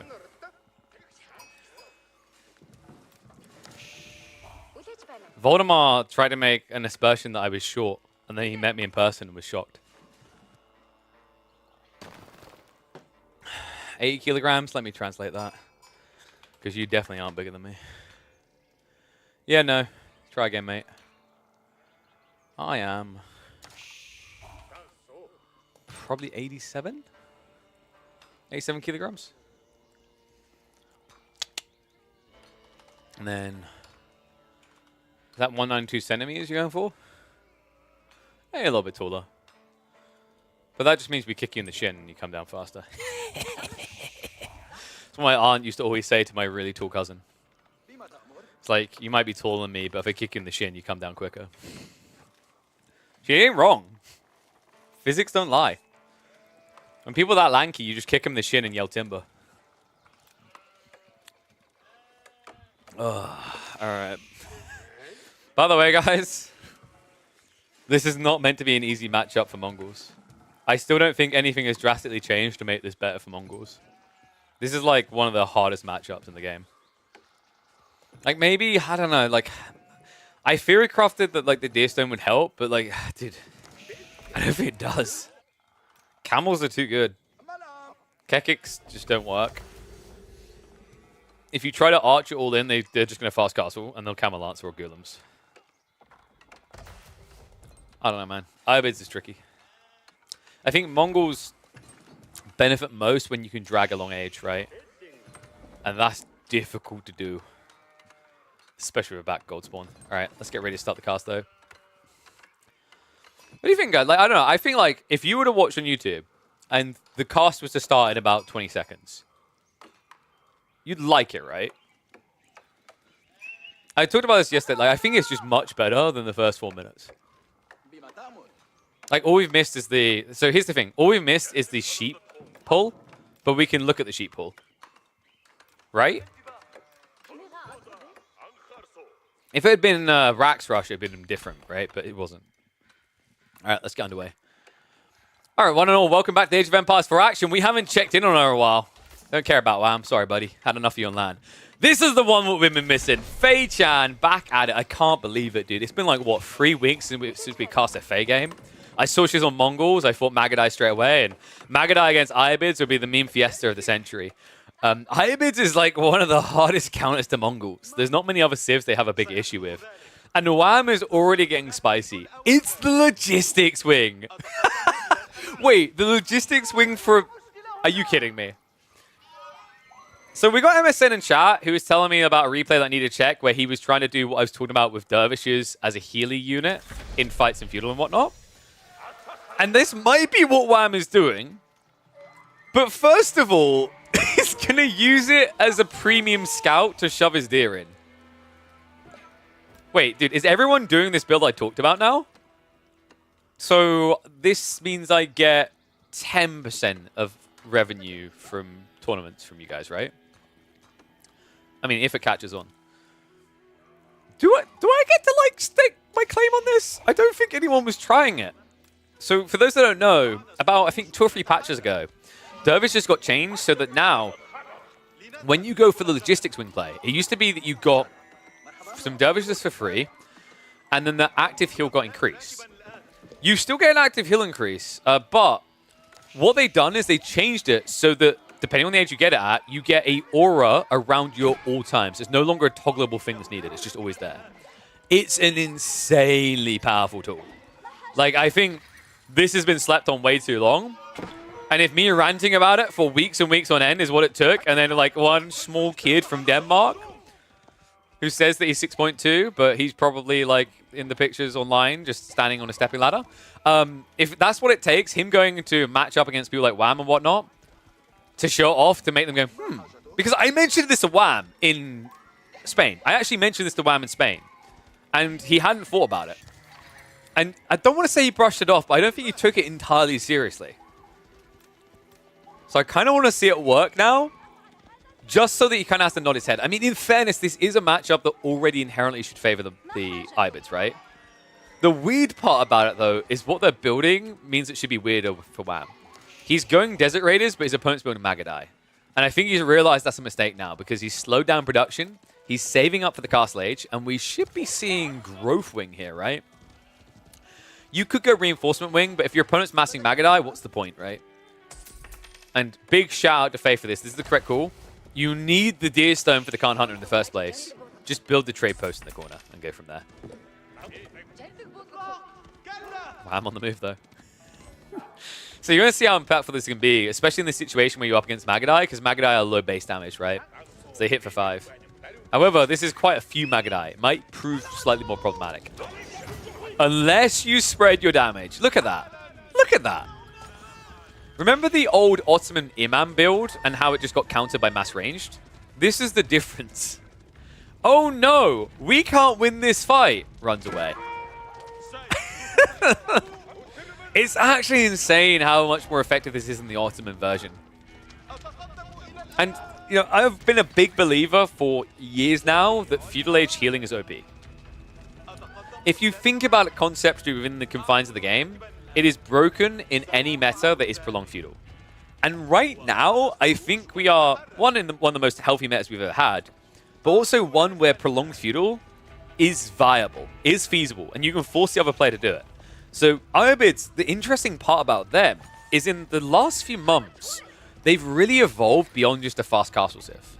They're still going to do it. Like, if I click now, even though the capture rate doesn't show it, it's on the way. But they're capable of playing along feudal. And this, I think, will become one of the backbones. The other one, of course, being Growth Wing, because you get 3 extra villages, which is insane that early in the game. But the Dervishes just make you so much more efficient unit by unit.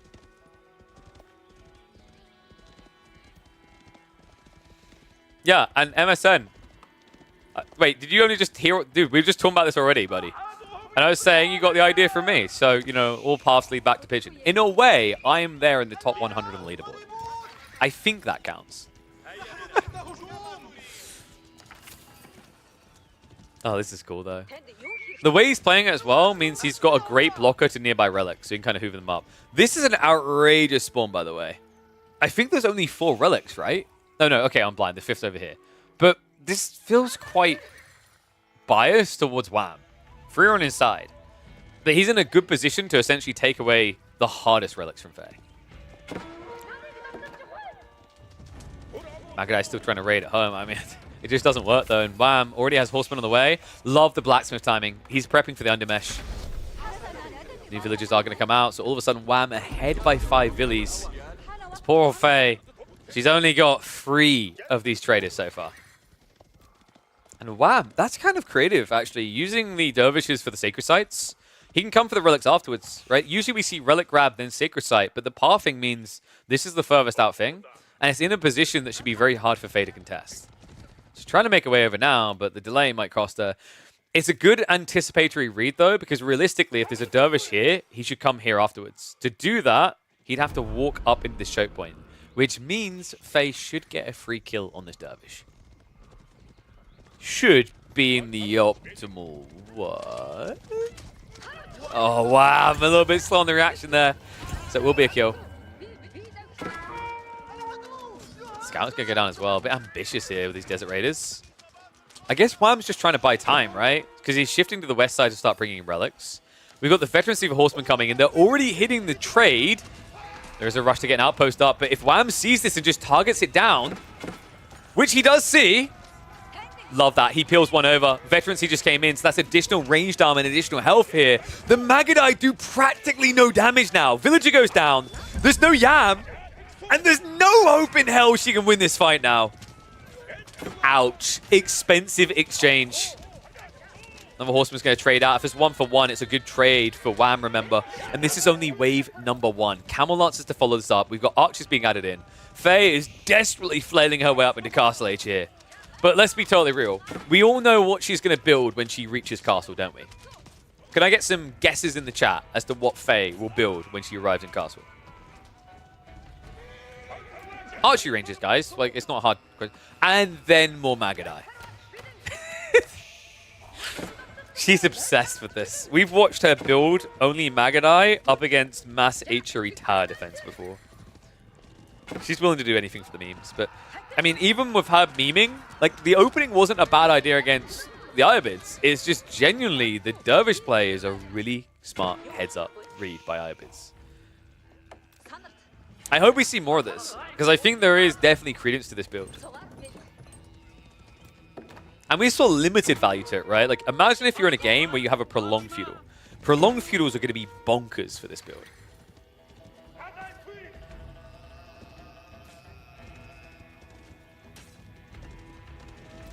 I stopped reading when we said about deli buffs. Imagine if 6 sites could only be decapped by religious units and heroes. No. Just God, no. I would like to see, I think I said in my video recently, I'd love to see like a limited time game mode where any unit can capture or decapture sacred sites. That would be cool to see. Awesome raid coming in. And hello, Freya. You back? You have fun at nursery? You made friends. Wow. Wham's not making friends in this one. He's making enemies for life. Hi, Freya. Yeah. She says this all the time now. She's like, that me, Freya.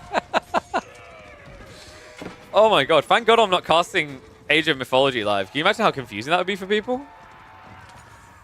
Oh my god, though. What happened to Faye's army? I get distracted by a baby for a few seconds and she's lost everything.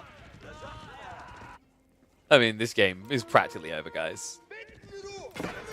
Faye is on life support, if you could even call it that at this stage. She'll try to drag her heels through the dirt, like my daughter when she doesn't want to leave somewhere, but the reality is she's going to be leaving this map for loss. Magadai only, maybe if your opponent wasn't building Mass Horsemen. I'm going to speed this up a bit. I still think this will probably appear on the YouTube channel because it's a preview of what I think is going to be coming. The Dervish logistics display is really cool. I don't think this was a true show and tell. I hopefully will find that. But it's definitely a stepping stone in the right direction. The problem for Wham, I hope he tests this more, because the problem is when you queue into Faye and you know she's doing this kind of crap, it's really hard to gauge whether like this strategy is good or bad. He'll now have an inkling of whether it felt good, but he didn't play it out fully because he couldn't play it out fully. Because his opponent built Magadai and never changed. Why are we... Oh, no. Oh, wow. He walled off the trade. It's a beautiful move as well because he has the berries and the deer in the area, so there's so much value, and also it's easily wallable after the fact. Yeah, this is pretty brutal. I mean, raid points for Mass Magadai are kind of limited here. I respect the fact that Faye is not stopping. You know, she's like, well, I came 14, 50 minutes in this game. What's a few minutes more? And the timing might be on point here. Forces the council, gets the bounty, and gets the raid hit onto the villagers. Oh my god, the Magadai! This could be it. This could be big, but there's a return fire coming in. The horsemen raiding into the Mongol economy. It's a villager killing race right now. One that Faye should be able to win with the Magadai, but the archers are now reacting. So Faye has to shuffle out the other side. tail end of the engagement. She is ahead by a few villages, but the wolves are now coming up on the east side. Wham! He fell for it once. He refuses to make it a second. Oh, are you kidding me? I was ready to write this game off, but man, you see the power of Magadai. You are probably all having flashbacks, those that were there at launch, to Magadai OP, please nerf, in the most early days of Age of Empires 4. These are the type of clips that are nightmare fuel. They're the ones that keep you awake at night. However, the other nightmare fuel is losing all those Magadai in one misstep. The wall going up was not expected. Archers cut off the reinforcements.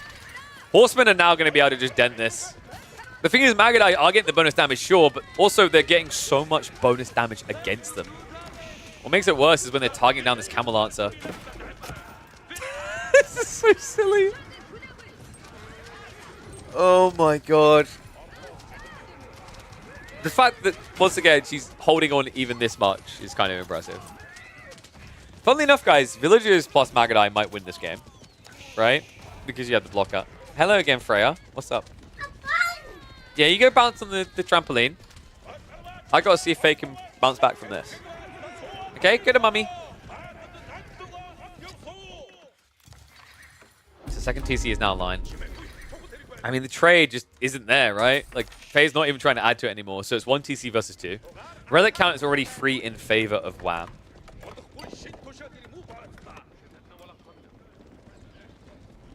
The Archer Master's getting close to the base. Like, so far the Horsemen were struggling a bit because of the heal and the extra DPS because of Kurotai. The problem now is when you've got this many Archers, they will instantly kill a Magadai. So the healing doesn't matter. And you can't kite either because even with the Khan effect, you're up at 4.75 tower range. These Archers have 5.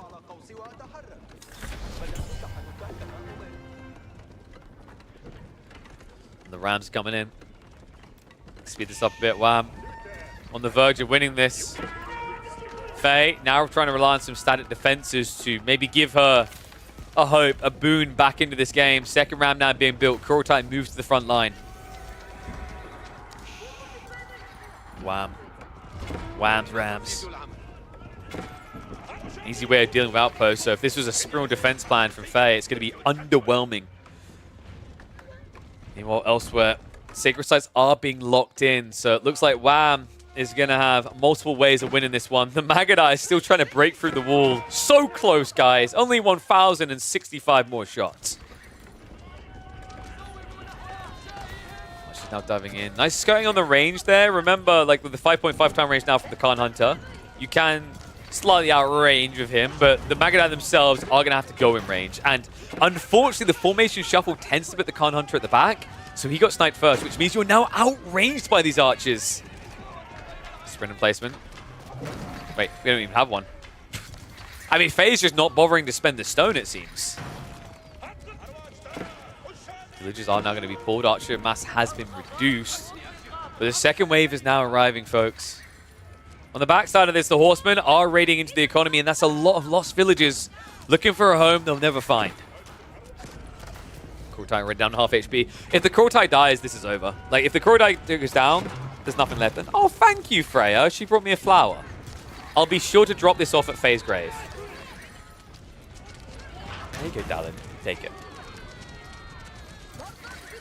Now, she was willing to take that flower, but Faye, she doesn't want to take the reefs coming her way. Magadai count's still somehow at 13. I'm actually impressed she sustained the numbers as much as she has. Part of that due to the buff, the changes in cost and whatnot. Kurotai has shifted the other side, but only 1,300 HP doesn't make it reliable. The TC now being sieged. Magadai count never really feels like it's increasing at this point.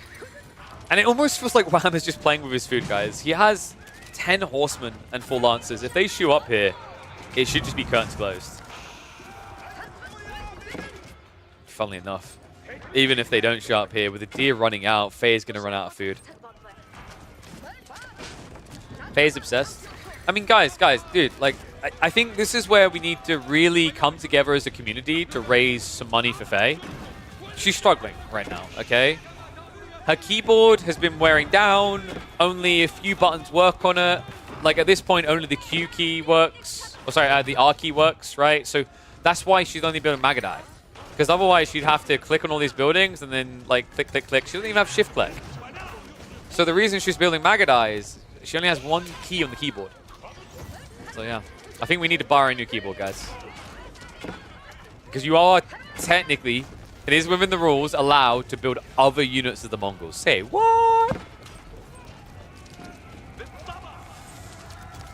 I guess another way to spin it is you gotta respect the tenacity to stick with Magadai when they are not winning you the game. The village is now in trouble. The Kurotai on 750 HP and burning. And this is just Faye enjoying life at this stage. I don't know how you enjoy these type of moments, but her obsession is gonna get her killed. 4 Magadai left alive. The villagers are no longer really gonna be safe because once this Kurotai goes down, these bad boys are all dead. Let me know what you're thinking about this, though, guys. I mean, kind of a memeology 101 by Faye as we've come to expect, but theoretically, conceptually, the idea of the Dervishes. I'm going to try to find a few more recordings to dissect this because I don't think we saw it in its full picture, but I think you saw the potential. Those few Magadai couldn't even take out a Desert Raider cleanly. They couldn't keep in range because the Dervish is quicker, right? So Wham always had this flirtational element about his positioning where he could get very close, he could tease a fight, and then get away with it. And even if you go Horseman, right? Like, if you really want to go Horseman against Desert Raider plus Horseman on the other side. It's kind of like, the best way to think of Dervish here is kind of like the king, the English king, in a prolonged Horseman spam. It's the same effect. And later in the game, it can be just as impactful. Of course, trying to be safe, but the crossbows not to be denied anymore. Faye finally waves the white flag while chanting America as she sinks 6 feet into the ground. Yes, she chants America in a very manly voice and the most British voice imaginable for it. I don't know. I don't know if we'll upload that one. I'll think on that one.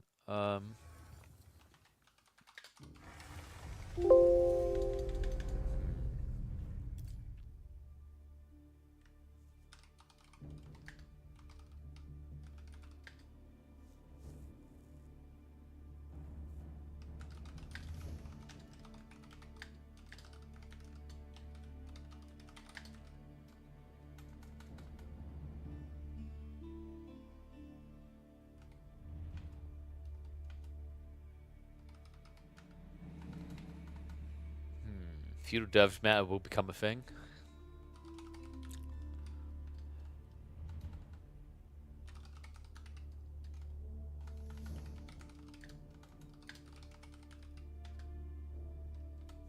Maybe. We'll see. So, trying to think if we got time for more. Probably not. I think we might have to call it because I think I'm going to be going bolder in maybe in half an hour. Oh, sorry, MSN. Not today. Maybe tomorrow. I should be streaming tomorrow, so there might be an opportunity then. The Puppy Marine Lord Logistics Wing game, I think it was Sunday? No. Dude, they all owe me 10% now.